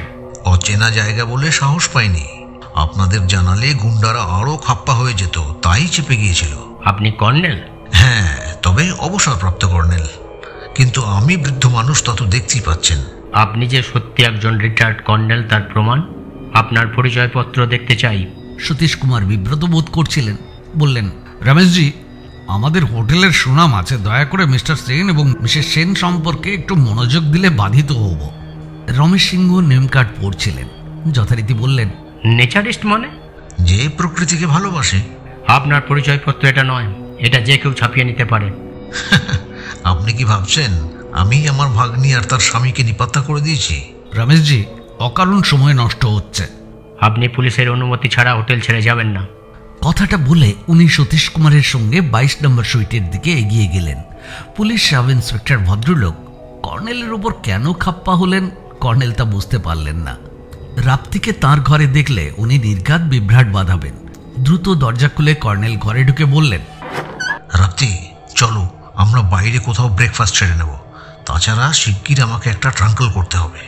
বাইনোকুলার এবং ক্যামেরা গলায় ঝুলিয়ে দুজনে বেরিয়ে পড়লেন। করিডোর থেকে নেমে লেকের দিকে রাস্তায় পৌঁছে কর্নেল বললেন, তোমার ইস্টার্ন লজে কি ব্রেকফাস্টের ব্যবস্থা আছে? কি বিচ্ছিরি! সবকিছুই এখন সত্যিই বড্ড বিচ্ছিরি রাপ্তি, কিন্তু কি আর করা যাবে। লেকের ধারে গিয়ে বাইনোকুলারে পূর্ব দক্ষিণে পাহাড়ের গায়ে পাইন মনটা একবার খুঁটিয়ে দেখলেন কর্নেল। কাউকে দেখা গেল না।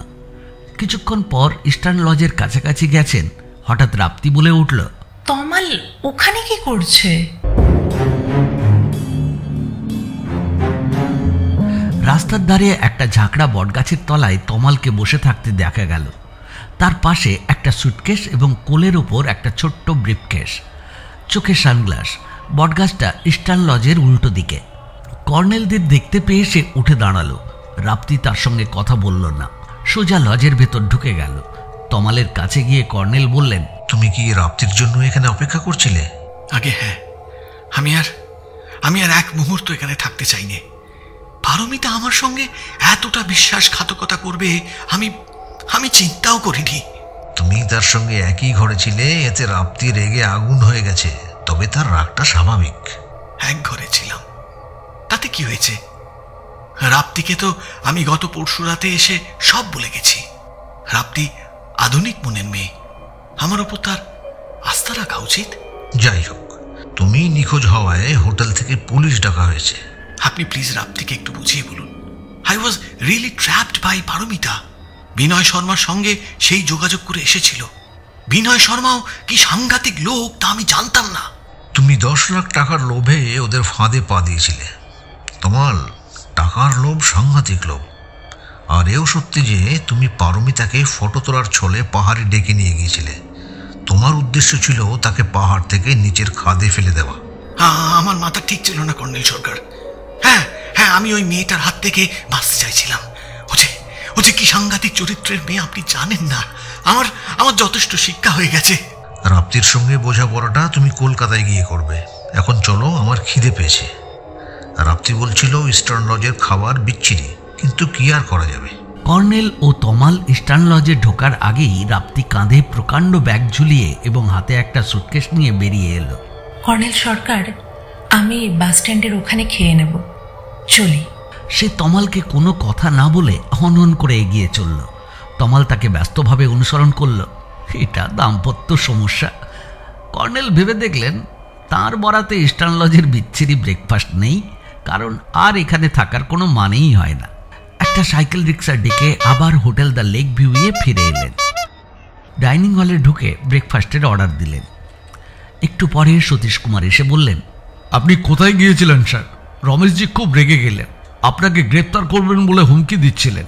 সতীশজি, আপনি অনুগ্রহ করে আমার নামে লখনৌতে একটা ট্রাঙ্কল বুক করুন। আমি নাম্বার লিখে দিচ্ছি, খুব জরুরি কিন্তু। সতীশ কুমার চিরকুটটা নিয়ে চলে গেলেন। ব্রেকফাস্টের পর কফিতে চুমুক দিয়েছেন কর্নেল, তখন একজন হোটেল বয় এসে খবর দিল ম্যানেজার সাহেব ডাকছেন। টেলিফোনে সাড়া দিতেই পরিচিত কণ্ঠস্বর ভেসে এলো। হ্যালো কর্নেল সরকার, আমি কিন্তু মোটেও অবাক হইনি যে আপনি চন্দ্র সরোবরে পাড়ি জমিয়েছেন। তবে যতটা জানি ওখানে এখন প্রচন্ড শীত। গত ডিসেম্বরে বরফ পড়ার খবরও শুনেছিলাম। এটা নভেম্বর মাস মিস্টার সিংহ। যাই হোক, আমি আপনাকে মুনলেকে আসার আমন্ত্রণ জানাচ্ছি, জরুরি আমন্ত্রণ। ও কর্নেল সরকার, আপনি কি ওখানেও খুনোখুনি বানিয়ে ফেলেছেন? না না মিস্টার সিংহ, একটা বুদ্ধ মূর্তির ব্যাপার। বুদ্ধ মূর্তি? প্লিজ একটু আওয়াজ দিন। বুদ্ধ মূর্তির আড়ালে কি আছে এখনো জানি না, তবে আপনার সদল বলে আসা জরুরি। এখানে এক সিংহের পাল্লায় পড়েছি। মনে হচ্ছে তিনি আপনার চেয়ে পরাক্রমশালী। তবে সেটা কোনো সমস্যা নয়। আপনাকে আজ বিকেল নাগাদ দেখতে পাবো কি? ঠিক আছে, আপনি যখন ডাকছেন তখন বুঝতেই পারছি। রাখছি mister Singh. Hotel the lake view, suite number 19। Phone রেখে সতীশ কুমারকে ধন্যবাদ দিয়ে কর্নেল জিজ্ঞেস করলেন, মিসেস সেন কি ফিরেছেন? না, ওদের সুইটের দরজায় অন্য একজন গার্ড বহাল করেছে। ওদের কেউ দৈবাত ফিরে এলে যেন আমায় খবর দেয়, কারণ পশ্চিমের করিডোর হয়ে ওরা কেউ ঢুকলে আমি দেখতে পাবো না। কিন্তু কর্নেল সাহেব, আপনি রমেশজিকে বললেন মিসেস সেন আপনার ভাগ্নি এবং তিনিও নাকি নিখোঁজ, অথচ মিসেস সেন তার স্বামীকে ট্যাক্সি করে নিয়ে যেতে চাইলে আমাকে আপনার কথা মতো বাধা দিতে হলো। আমি কিছু বুঝতে পারছি না স্যার। সময় মতো সবই বুঝতে পারবেন বলে দোতলায় নিজের সুইটে ফিরে গেলেন কর্নেল। তারপর ব্যালকনিতে বসে হ্রদের জলটুঙ্গিতে সেক্রেটারি ওয়ার্ডের সন্ধানে সবে বাইনোকুলার তুলেছেন, সেই সময় দেখলেন লেকের তীরে বিনয় শর্মা, পারমিতা এবং সন্ডামার্কা সেই লোকটা হন্তদন্ত হয়ে হেঁটে চলেছে। তারা হোটেলের দিকে তাকালে কর্নেলকে দেখতে পেত, কিন্তু তারা তাকালো না। কিছুক্ষণ পরে কটেজ এরিয়ায় চড়াই পথে তাদের যেতে দেখলেন। তাদের এই ব্যস্ততার পেছনে নিশ্চয়ই কোনো কারণ আছে। এই সন্ডামার্কা লোকটাই যে আজ ভোরে পূর্ব উপত্যকায় কর্নেলকে অনুসরণ করেছিল এবং সুযোগ পেলেই আক্রমণ করত, তাতে কোনো সন্দেহ নেই। বিনয় শর্মা হলে সম্ভবত পাল্টা গুলি ছুড়ত। সে কাল দুপুরে পাইন বনের নিচে অর্কিডের ফুলটার কাছে কর্নেলকে বলেছিল তার কাছে ফায়ার আর্মস আছে। তখন ভেবেছিলেন কর্নেল মিথ্যা বলছে ও। এখন মনে হচ্ছে আসলে পরোক্ষে সে কর্নেলকে হুমকি দিয়েছিল। এদিকে রাপ্তি বলে গেছে পারমিতার কাছে নাকি ফায়ার আর্মস আছে। অতএব লখনৌ থেকে পুলিশ সুপার রণধীর সিংহ এসে না পৌঁছানো পর্যন্ত কর্নেলের বেশি ঝুঁকি নেওয়া উচিত হবে না। স্থানীয় পুলিশ কর্নেলকে পাত্তা দেবে না। এই ধরনের দুষ্টচক্রের মোকাবিলা করতে হলে পুলিশের সাহায্য দরকার। শর্টকাট করতে হলে রণধীর সিংকে সার্ডিয়া হয়ে আসতে হবে এবং ঘন্টা 3 সময় তো লাগবেই। বাইনোকুলার তুলে আবার হ্রদের জলটুঙ্গিতে সেক্রেটারি বার্ডটিকে খুঁজতে থাকলেন কর্নেল। ওকে চমকে দিয়ে পাখিটা জঙ্গল থেকে কালকের মতোই উড়ল এবং আজ তার গতি পূর্ব দক্ষিণে পাহাড়ের দিকে। একটু পরেই পাখিটা পাইন বনের শীর্ষে গিয়ে বসল। কর্নেল তখনই বেরিয়ে পড়লেন। হ্রদের তীরে এখন ভিড় জমেছে। হন্তদন্ত হয়ে এগিয়ে যাচ্ছিলেন কর্নেল। বিনয় শর্মা বা কেউ ওকে লক্ষ্য করছে কিনা গ্রাহ্য করেননি। অবশ্য ওদের উত্তরের পাহাড়ে কটেজ এরিয়ায় যেতে দেখেছেন উনি, এদিকে আর আসতে দেখেননি।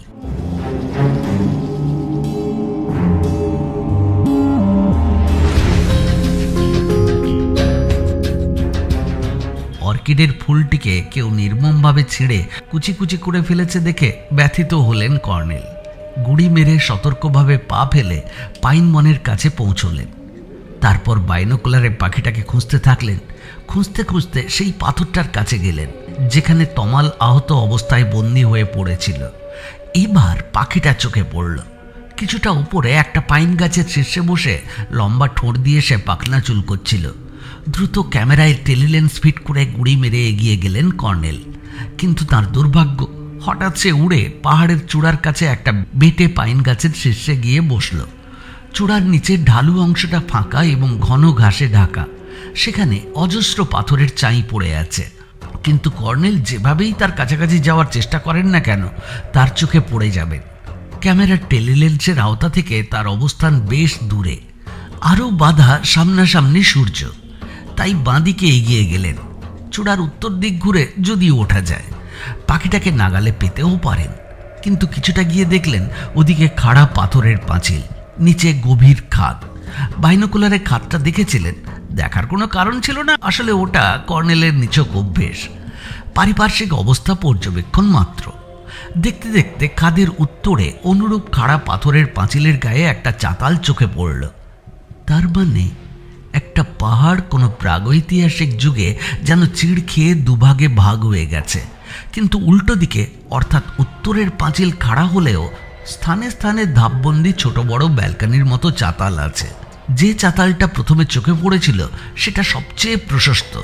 তার চেয়ে গুরুত্বপূর্ণ, চাতালের শেষ প্রান্তে একটা প্রকাণ্ড ফাটল এবং সেই ফাটলের কাছাকাছি খাড়া পাথরের গায়ে পদ্ম খোদাই করা আছে।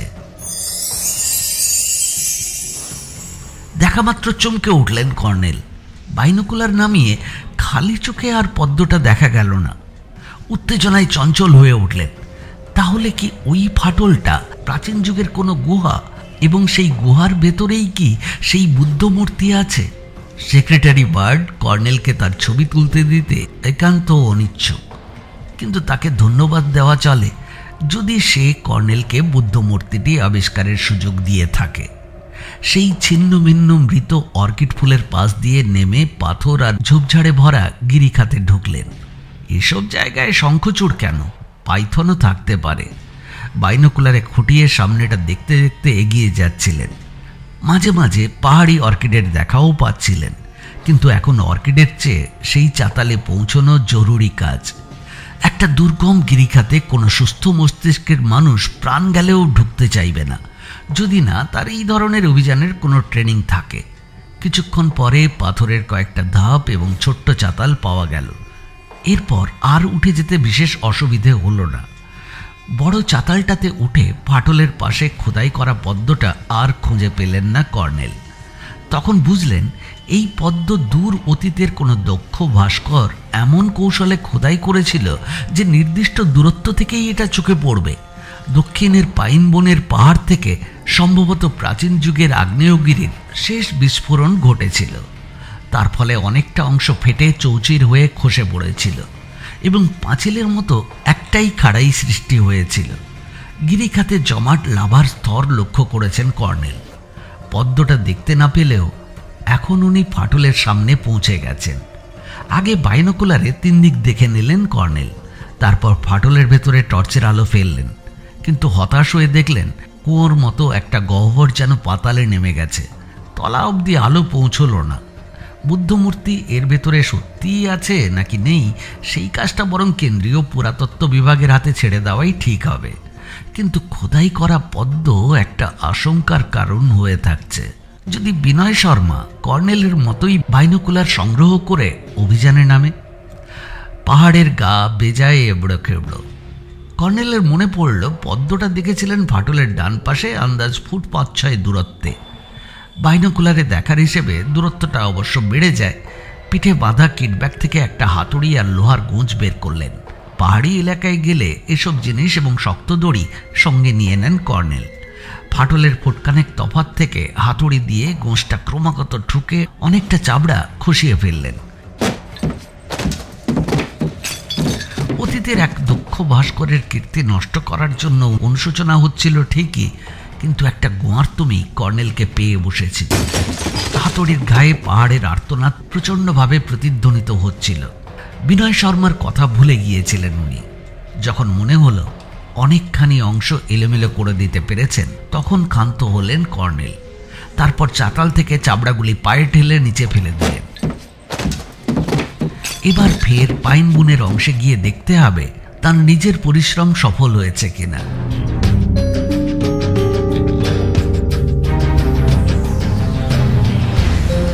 কর্নেলকে তার ইচ্ছার বিরুদ্ধে এই কালাপাহাড়ি কীর্তি করতে হয়েছিল এবং কর্নেল সফলও হয়েছিলেন। হোটেলে ফিরলেন কর্নেল 1:45 নাগাদ। প্রচণ্ড পরিশ্রমে কর্নেল তখন এতই ক্লান্ত যে সেই সন্না মার্কার লোকটা কেন, একজন রোগাপটকা মানুষও কর্নেলকে ধাক্কা দিলে মুখ থুবড়ে পড়ে যেতেন। গরম জলে স্নান করার পর অনেকটা সুস্থ বোধ করলেন। বোতাম টিপে একজন হোটেল বয়কে ডেকে লাঞ্চ পাঠাতে নির্দেশ দিলেন। রণধীর সিংয়ের না এসে পৌঁছানো অবধি কিছু করার ছিল না। লাঞ্চের পর ব্যালকনিতে বসে বাইনোকুলারে কটেজ এরিয়া খুঁটিয়ে লক্ষ্য করছিলেন কর্নেল। 127 নম্বর কটেজ চোখে পড়ছিল, কিন্তু বারান্দা বা লনে কেউ নেই। বিনয় শর্মা কটেজ ছেড়ে অন্য কোথাও গিয়ে উঠেছে কি? ওদেরকে ব্যস্তভাবে ওদিকে যেতে দেখেছিলেন কর্নেল। দরজায় কেউ নক করল। উঠে গিয়ে দরজা একটু ফাঁক করে যাকে দেখতে পেলেন, তার মুখে দাড়ি এবং চোখে সানগ্লাস ছিল। তখনই জ্যাকেটের ভেতর পকেট থেকে রিভলভার বের করেছিলেন। অমনি সে ফিসফিসিয়ে উঠল, আমি তমাল। কর্নেল তাকে চিনতে পারলেন। মুখে দাড়ি, চোখে সানগ্লাস, মাথায় টুপি এবং হাতে এখন শুধু সেই ব্রিফকেসটা নিয়ে সে ঘরে ঢুকল। দরজা বন্ধ করে কর্নেল বললেন, তোমার ছদ্মবেশে ত্রুটি আছে। তমাল দাড়ি খুলতে যাচ্ছিল, কর্নেল বাধা দিলেন। আমার না এসে উপায় ছিল না। সেই সিলটার জন্য তো? আগে হ্যাঁ। রাপ্তি তোমাকে সিলটা কোথায় আছে তা বলে দিয়েছে। তার মানে তোমার সঙ্গে তার রীতিমতো বোঝাপড়া হয়েছে। পারমিতাকে আমি ফটো তোলার ছলে পাহাড় থেকে ফেলে দিতে চেয়েছিলাম শুনে সে শান্ত হয়েছে। আপনি বাইনোকুলারে ঘটনাটা দেখেছিলেন, কাজেই আপনি একজন প্রত্যক্ষদর্শী। রাপ্তি আপনার কাছে সত্যতা যাচাই করলেই আমার 7 খুন মাফ। তোমার মাফ হোক বা না হোক, একটা খুনের চেষ্টা আমি মাফ করতে পারছি না। নরহত্যা মহাপাপ। কিন্তু আমি পারমিতার হাত থেকে নিষ্কৃতি পেতে ঝোঁকের মাথায়। তুমি ওকে দিয়ে মিউজিয়ামের সিলটা চুরি করিয়েছ। মিথ্যে, একেবারে মিথ্যে, একেবারে মিথ্যে। রাপ্তির আগের চোটে কথাটা অন্যভাবে আপনাকে বলেছে। আসলে পারমিতার টাকার দরকার ছিল, তাই নিজে চুরি করে সে আমাকে বেচেছিল। কারণ আমার কিউরিও শপ আছে। তাছাড়া আমি অনেকদিন ধরে তার চেনা জানা। অচেনা কাউকে বেচতে সাহস পায়নি সে। কিন্তু সে কেমন করে জানলো ওতে চন্দ্র সরোবর এলাকায় প্রাচীন বুদ্ধমূর্তির কথা আছে? পারমিতা মিউজিয়ামে চাকরি করত। সব জিনিসের রেকর্ডের হিস্ট্রি মিউজিয়ামের ক্যাটালগে আছে। আমি ওর কথা সত্যতা যাচাই করতে আমার প্রাক্তন অধ্যাপক ডক্টর রঘুবীর প্রসাদের কাছে গেছিলাম। তিনি প্রাচীন লিপি পড়তে পারেন। তিনিই বললেন চন্দ্র সরোবরের পূর্ব দক্ষিণ তীরের পাহাড়ে গুহার মধ্যে বুদ্ধমূর্তি আছে এবং গুহার দ্বারে খোদাই করা আছে। বিনয় শর্মার সঙ্গে কি করে তোমার যোগাযোগ হলো? পারমিতা এর আগেও মিউজিয়াম থেকে কয়েকটা জিনিস চুরি করে তাকে বেচেছিল, কিন্তু শিলটা চুরির সময় তার সঙ্গে যোগাযোগ করতে পারেনি। পারমিতা পরে আমাকে বলেছে বিনয় শর্মা তখন হংকংয়ে ছিল। তাহলে পারমিতাই বিনয় শর্মাকে তোমার কাছে? টাকার লোভ আমার নেই বলবো না, পারমিতার লোভ কিন্তু আরো বেশি। শিলটা আমাকে মাত্র 100 টাকায় সে বেচতে বাধ্য হয়েছিল। তারপর কর্তব্যে অবহেলার অভিযোগে তার চাকরি গেছে। কিন্তু সে শিলটার দাম কত হওয়া উচিত তা জানে, কারণ এর সঙ্গে কুষাণ যুগের একটা বুদ্ধ মূর্তির সম্পর্ক আছে। তাই বিনয় শর্মা কলকাতায় ফেরার সঙ্গে সঙ্গে সে যোগাযোগ করেছিল। বিনয় শর্মা আমাকে বলল মূর্তিটা পেলে সে 10 লাখ টাকা ক্যাশ দেবে। কিন্তু পারমিতা তার সঙ্গে চক্রান্ত করেছে তা আমি জানতাম না। একটা কথা, তুমি এখানে এসে কি সেই গুহা খুঁজে বার করতে পেরেছিলে? আগে না, আপনি বিশ্বাস করুন, যখন টের পেলাম ওরা দুজনে বুদ্ধমূর্তি নিজেরাই হাতাতে চায় এবং সেই জন্যই শিলটাই ওদের দরকার, তখন আমি সতর্ক হয়ে উঠলাম। আমার সৌভাগ্য, সেই সময় রাপ্তি আমাকে ফলো করে এখানে চলে এসেছিল। এখন রাপ্তি কোথায়? শর্টডিয়ায় তার মামার বাড়িতে আছে। ওর মামা ওখানকার ইরিগেশন ইঞ্জিনিয়ার। তাহলে তুমি সিলটা ফেরত চাইতে এসেছো তো? সে তো আপনাকে বললাম। সিলটা মিউজিয়ামেরই প্রাপ্য। আমার 100 টাকা গচ্ছা গেছে। তাছাড়া শয়তান বিনয় শর্মা আমাকে কিছু অ্যাডভান্স করার ছলে ডেকে নিয়ে গিয়ে এমন করে মারধর করলো, আপনি তা গিয়ে পড়লে সে আমার ওপর চূড়ান্ত অত্যাচার করত। তোমার অপরাধের আক্কেল সেলামি। এভাবে জাতীয় ঐতিহ্য সম্পদ তুমি বিদেশে পাচারে সাহায্য করেছ। তোমাকে একটুখানি প্রায়শ্চিত্ত করতে হবে। বলুন কি করব? তোমাকে দাড়ি টাড়ি খুলে কটেজ এরিয়ায় যেতে হবে। বিনয় শর্মা কোন কটেজে উঠেছে তুমি জানো। যদি তাকে কটেজে না পাও, লেকের ধারে ঘুরে বেড়াবে। ওরে বাবা, সে আমাকে গুলি করে মারবে। না, সিলটা তার দরকার। কিন্তু সে কিংবা পারমিতা তোমাকে দেখতে পেয়ে কাছে এলেই তুমি তাকে বলবে গুহাটা তুমি আবিষ্কার করেছ। কিন্তু আমি তো... চুপচাপ শোনো, সে তোমাকে মেরে ফেলবে না। পারমিতাও তোমাকে গুলি করে মারবে না, কারণ ওদের দরকার শুধু বুদ্ধমূর্তি। এবার দেখো, আমি গুহাটা কোথায় তা এঁকে দেখাচ্ছি। আপনি গুহাটা আবিষ্কার করেছেন? করেছি। তুমি সন্ধ্যা 6টা নাগাদ ওদের সেখানে নিয়ে যাবে। কিন্তু আমি ওই হোটেল থেকে পালিয়ে যাওয়ার কি কৈফিয়ত ওদের দেব?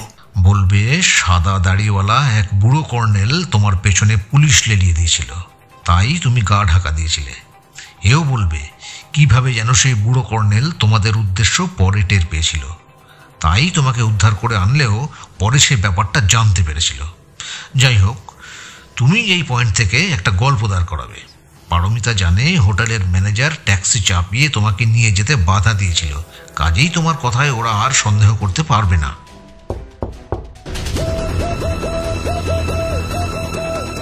কুইক, তুমি বাথরুমে ঢুকে যাও। যেই আসুক আমি এখনই বেরিয়ে যাব, তাতে তোমার বেরোতে অসুবিধা হবে না। তুমি ভালোই জানো ভেতর থেকে দরজা খোলা যায়। তুমি করিডোর দিয়ে ছদ্মবেশেই নেমে যাবে, কিন্তু দাড়ি পরে খুঁটে ফেলো। তমাল বাথরুমে ঢুকে গেল। কর্নেল গিয়ে দরজা একটু ফাঁক করলেন। সাদা পোশাকে রণধীর সিং দাঁড়িয়েছিলেন। ফিক করে হেসে সম্ভাষণ করলেন, গুড আফটারনুন কর্নেল সরকার।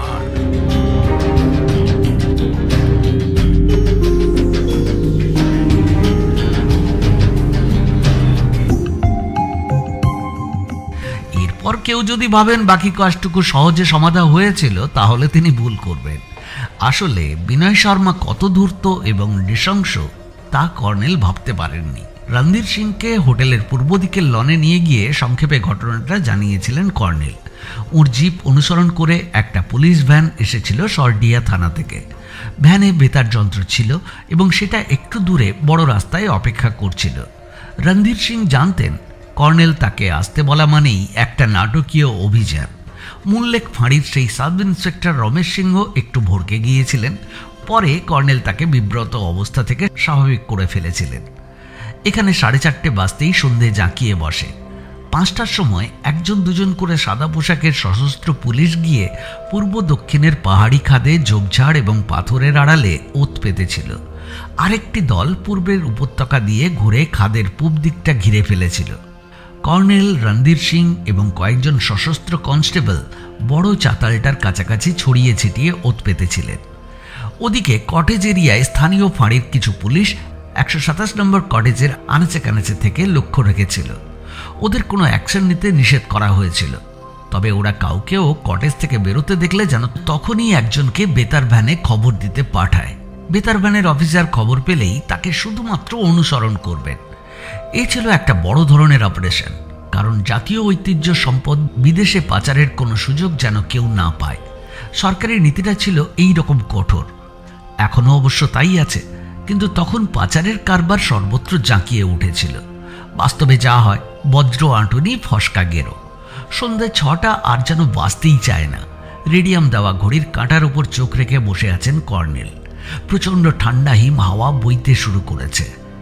এই হাওয়াটা মধ্যরাতের পর থেমে যায় এবং তারপর কুয়াশা জমতে শুরু করে। একসময় 6টা বাজল, কিন্তু বিনয় শর্মাদের সাড়া নেই। প্রতিটি মুহূর্ত টর্চের আলো দেখার আশা করছেন কর্নেল, কিন্তু একই নিবিড় অন্ধকার এবং হাওয়ার অদ্ভুত সনসন শব্দ। 6:30 বাজল, কেউ এলো না। রণধীর সিং হাত বাড়িয়ে কর্নেলকে স্পর্শ করলেন। আরো কিছুক্ষণ দেখা যাক। 7টার সময় কর্নেলের ধৈর্যচ্যুতি ঘটল। উঠে দাঁড়ালেন, তারপর সাবধানে চাতালে উঠলেন। ওখান থেকে 3টে দিক দেখা যায়। ভাবলেন পাইন মনে বিনয় শর্মারা হয়তো অপেক্ষা করছে, সতর্কতার কারণে ওরা অপেক্ষা করতেই পারে। কিন্তু পাইন বনে কোনো আলো দেখা গেল না। কিছুক্ষণ অপেক্ষা করার পর ফাটলের দিকে পা বাড়াতেই কি একটা শুকনো খসখসে জিনিস জুতোয় ঠেকল। ওই মৃদু শব্দেই বুঝলেন জিনিসটা কাগজ জাতীয় কিছু। পেছন ফিরে বসে দুহাঁটুর মাঝখান দিয়ে টর্চের আলো ফেলে চমকে উঠলেন। এক টুকরো পাথর চাপা দেওয়া একটা কাগজ, তাতে আঁকাবাঁকা হরফে ইংরেজিতে যা লেখা তার সারমর্ম হলো, তোমার আদরের বাচ্চা এখন পাতাল গুহায় বুদ্ধদেবের সঙ্গে খেলা করছে। মিস্টার সিংহ, সর্বনাশ হয়েছে। রণধীর সিং উঠে এলেন, তারপর চিঠিটা পড়েই ফাটলে ঝুঁকে জোরালো টর্চের আলো ফেললেন। কর্নেল বাইনোকুলারে সেই আলোয় পাতাল গুহা দেখে নিলেন। তমাল কাত হয়ে নিচে পড়ে আছে। মিস্টার সিংহ, এখনই ওকে তুলে আনার ব্যবস্থা করতে হবে। ভদ্রলোকের বেঁচে থাকার কথা নয়, তবে দেখছি আমি কি করা যায়। আমার কাছে একটা দড়ি আছে, কিন্তু দড়িটা তত লম্বা নয়। আপনি শিগগির কাকেও টাউনশিপে পাঠান। ওখানে একটা মাউন্টেনিয়ারিং ট্রেনিং সেন্টার দেখেছি, ওরা সাহায্য করতে পারেন। আর আপনার বাহিনীকে ফিরে যেতে বলুন। ওয়্যারলেস ভ্যান থেকে সরডিহা থানাকে মেসেজ পাঠাতে হবে। সব রাস্তা, রেল স্টেশন। কর্নেল, বাকি সব কিছু আমার হাতে ছেড়ে দিন। রণধীর সিংয়ের মতো দক্ষ পুলিশ অফিসার এ যাবৎ খুবই কম দেখেছেন কর্নেল। তিনি তখনই একজন অফিসারকে সংক্ষেপে নির্দেশ দিয়ে টর্চের আলোর সংকেত করলেন। এদিক ওদিকে কয়েকটা তীব্র সার্চ লাইট জ্বলে উঠল। রণধীর চিৎকার করে বললেন, back to the outpost and bring here 2 search lights. সুশৃঙ্খলভাবে বাহিনীটি চলে গেল। 2জন সশস্ত্র কনস্টেবল 2টি সার্চ লাইট নিয়ে এলো। সেই আলোয় পাতাল গুহার তলা বাইনোকুলারে দেখে আশান্বিত হলেন কর্নেল। তলাটা বালিতে ভর্তি এবং এক কোণ দিয়ে ঝিরঝিরে স্রোত বয়ে যাচ্ছে। বোঝা গেল ওটা একটা ভূগর্ভস্থ প্রস্রবণ। পাহাড়ের তলায় ফাটল দিয়ে বেরিয়ে পূবের উপত্যকায় ঝর্ণা হয়ে বইছে। তমালের শরীরে কোনো ক্ষতচিহ্ন দেখতে পাওয়া গেল না। বাইনোকুলারে যেটুকু লক্ষ্য করলেন কর্নেল, তাতে বলা চলে ও এখনও বেঁচে আছে। মাউন্টেনিয়ারিং ট্রেনিং সেন্টারের একদল তরুণ সদস্য এলো প্রায় 1 ঘন্টা পরে। তারা সাহসী এবং উৎসাহী। তাদের সাহায্যে তমালকে অচৈতন্য অবস্থায় উদ্ধার করে যখন লেকের তীরে পৌঁছলেন কর্নেল, তখনই একটি অ্যাম্বুলেন্স এসে গেল। রাত 10টা নাগাদ জ্ঞান ফেরার পর তমালের মুখে কর্নেল শুনলেন বিনয় শর্মার সঙ্গে তার দেখা হয়েছিল কটেজ এরিয়ায়। পারমিতাকে সে দেখতে পায়নি। শর্মা তাকে তখনই সঙ্গে নিয়ে গিয়ে গুহা দেখিয়ে দিতে বলে এবং তমালের কাঁধ ধরে ঘনিষ্ঠভাবে হাঁটতে থাকে। তার ফায়ার আর্মসের নল তখন তমালের পাঁজরে ঠেকানো। এর ফলে তমাল তার সঙ্গে যেতে বাধ্য হয়। তখন 4টে বেজে গেছে। আসন্ন সন্ধ্যার ধূসরতা ঘনিয়েছে। কেউ টের পাচ্ছিল না ওইভাবে একটা লোক আরেকটা লোককে কিডন্যাপ করার মতো করে নিয়ে যাচ্ছে। গুহার চাতালে উঠে তমাল কৌতূহল বসে একটু ঝুঁকেছে, তখনই বিনয় শর্মা তাকে ধাক্কা দিয়ে ফেলে দেয়। তারপর তমালের আর কিছু মনে নেই। কর্নেল আশঙ্কা করেছিলেন তাহলে আজ যখন তাদের 3জনকে ব্যস্তভাবে ফিরে যেতে দেখেছিলেন, তখন তারা নিশ্চয়ই গুহার খোঁজ পেয়ে বুদ্ধমূর্তি আত্মসাৎ করে নিয়ে গেছে। কিন্তু পরদিন দিল্লিতে কেন্দ্রীয় পুরাতত্ত্ব বিভাগের অধিকর্তার সঙ্গে ট্রাঙ্কলে যোগাযোগ করে হাস্যাস্পদ হতে হলো কর্নেলকে। বহু বছর আগেই তারা পাতাল গুহা থেকে বুদ্ধমূর্তি উদ্ধার করে নিয়ে গেছে। সেই মূর্তি এখন দিল্লি মিউজিয়ামে সংরক্ষিত আছে। তবে তাঁরা এই সংক্রান্ত কোনো সিলের কথা অবশ্য জানতেন না। কর্নেলের স্বস্তির নিঃশ্বাস পড়ল, কিন্তু বিনয় শর্মা, পারমিতা এবং সেই স্বর্ণামার্কা লোকটিকে পাকড়াও করা গেল না। এইটা ভেবে কর্নেলের আক্ষেপ রয়ে গেল। তমাল পরদিন বিকেলেই হাসপাতাল থেকে ছাড়া পেল। হোটেল দ্য লেক ভিউতে কর্নেলের সুইটে ওকে নিয়ে এলেন। তারপর কফি খেতে খেতে পারমিতাকে লেখা চিঠিতে SL স্বাক্ষরের কথা কর্নেল বললেন। শোনা মাত্র সে উত্তেজিত হয়ে উঠল। সুরেশলাল, হ্যাঁ, তাকে আমি চিনি। সে আমার কিউরিও শপ থেকে বহু অ্যান্টিক কেনাকাটা করে। অ্যান্টিক সংগ্রহ ওর হবি। কিন্তু বিনয় শর্মা অন্য লোক।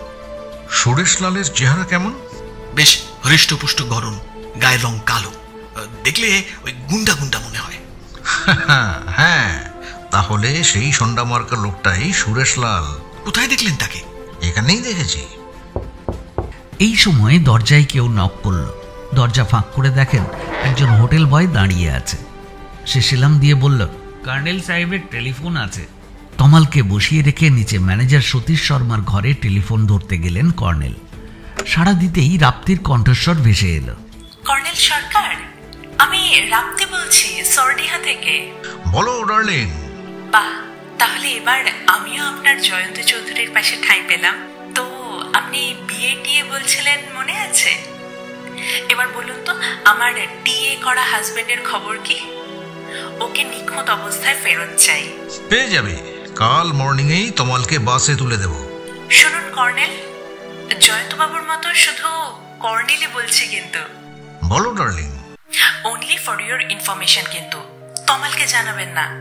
পারমিতার সঙ্গে আজ দুপুরে হঠাৎ এখানে আমার দেখা হয়ে গেছে।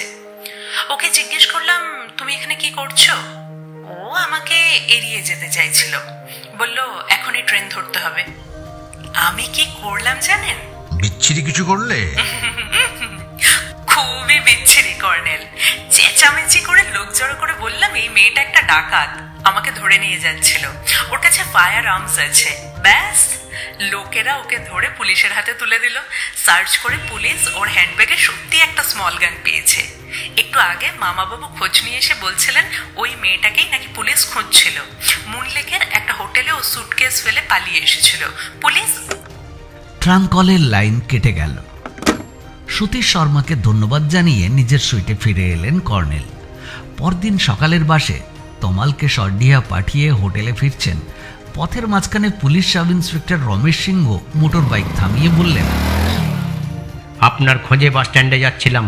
পুলিশ সুপার সিংহ সাহেব ওয়ারলেসে আপনাকে জানাতে বললেন বিনয় শর্মা এবং সুরেশলাল নামে তার এক সঙ্গী সরডিহা রেল স্টেশনের রেস্ট রুমে ধরা পড়েছে।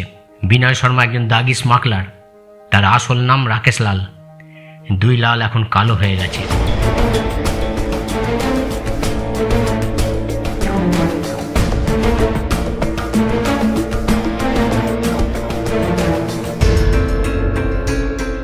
পাতাল গুহার বুদ্ধমূর্তি গল্পটি এখানেই শেষ হলো। গল্প পাঠে অংশগ্রহণ করেছেন কর্নেলের চরিত্রে কৌশিক, অন্যান্য চরিত্রে রাজ, বিবেক, সুতপা ও অমৃতার সাথে আমি কমলেশ। গল্প তো পুরোটা শুনেছেন। পুরোটা যখন শুনেছেন তখন ধরে নিতেই পারি আমাদের উপস্থাপনা আপনার ভালো লেগেছে। আর যদি ভালো লেগে থাকে তাহলে এই রকম গল্প আমাদের উপস্থাপনায় শোনার জন্য এখনই সাবস্ক্রাইব করে দিয়েছেন। ধন্যবাদ। আজ তাহলে এ পর্যন্ত। আবার দেখা হবে পরবর্তী গল্পে। সবাই ভালো থাকবেন, সুস্থ থাকবেন আর শুনতে থাকবেন রেনবো মিডিয়া স্টুডিও। নমস্কার।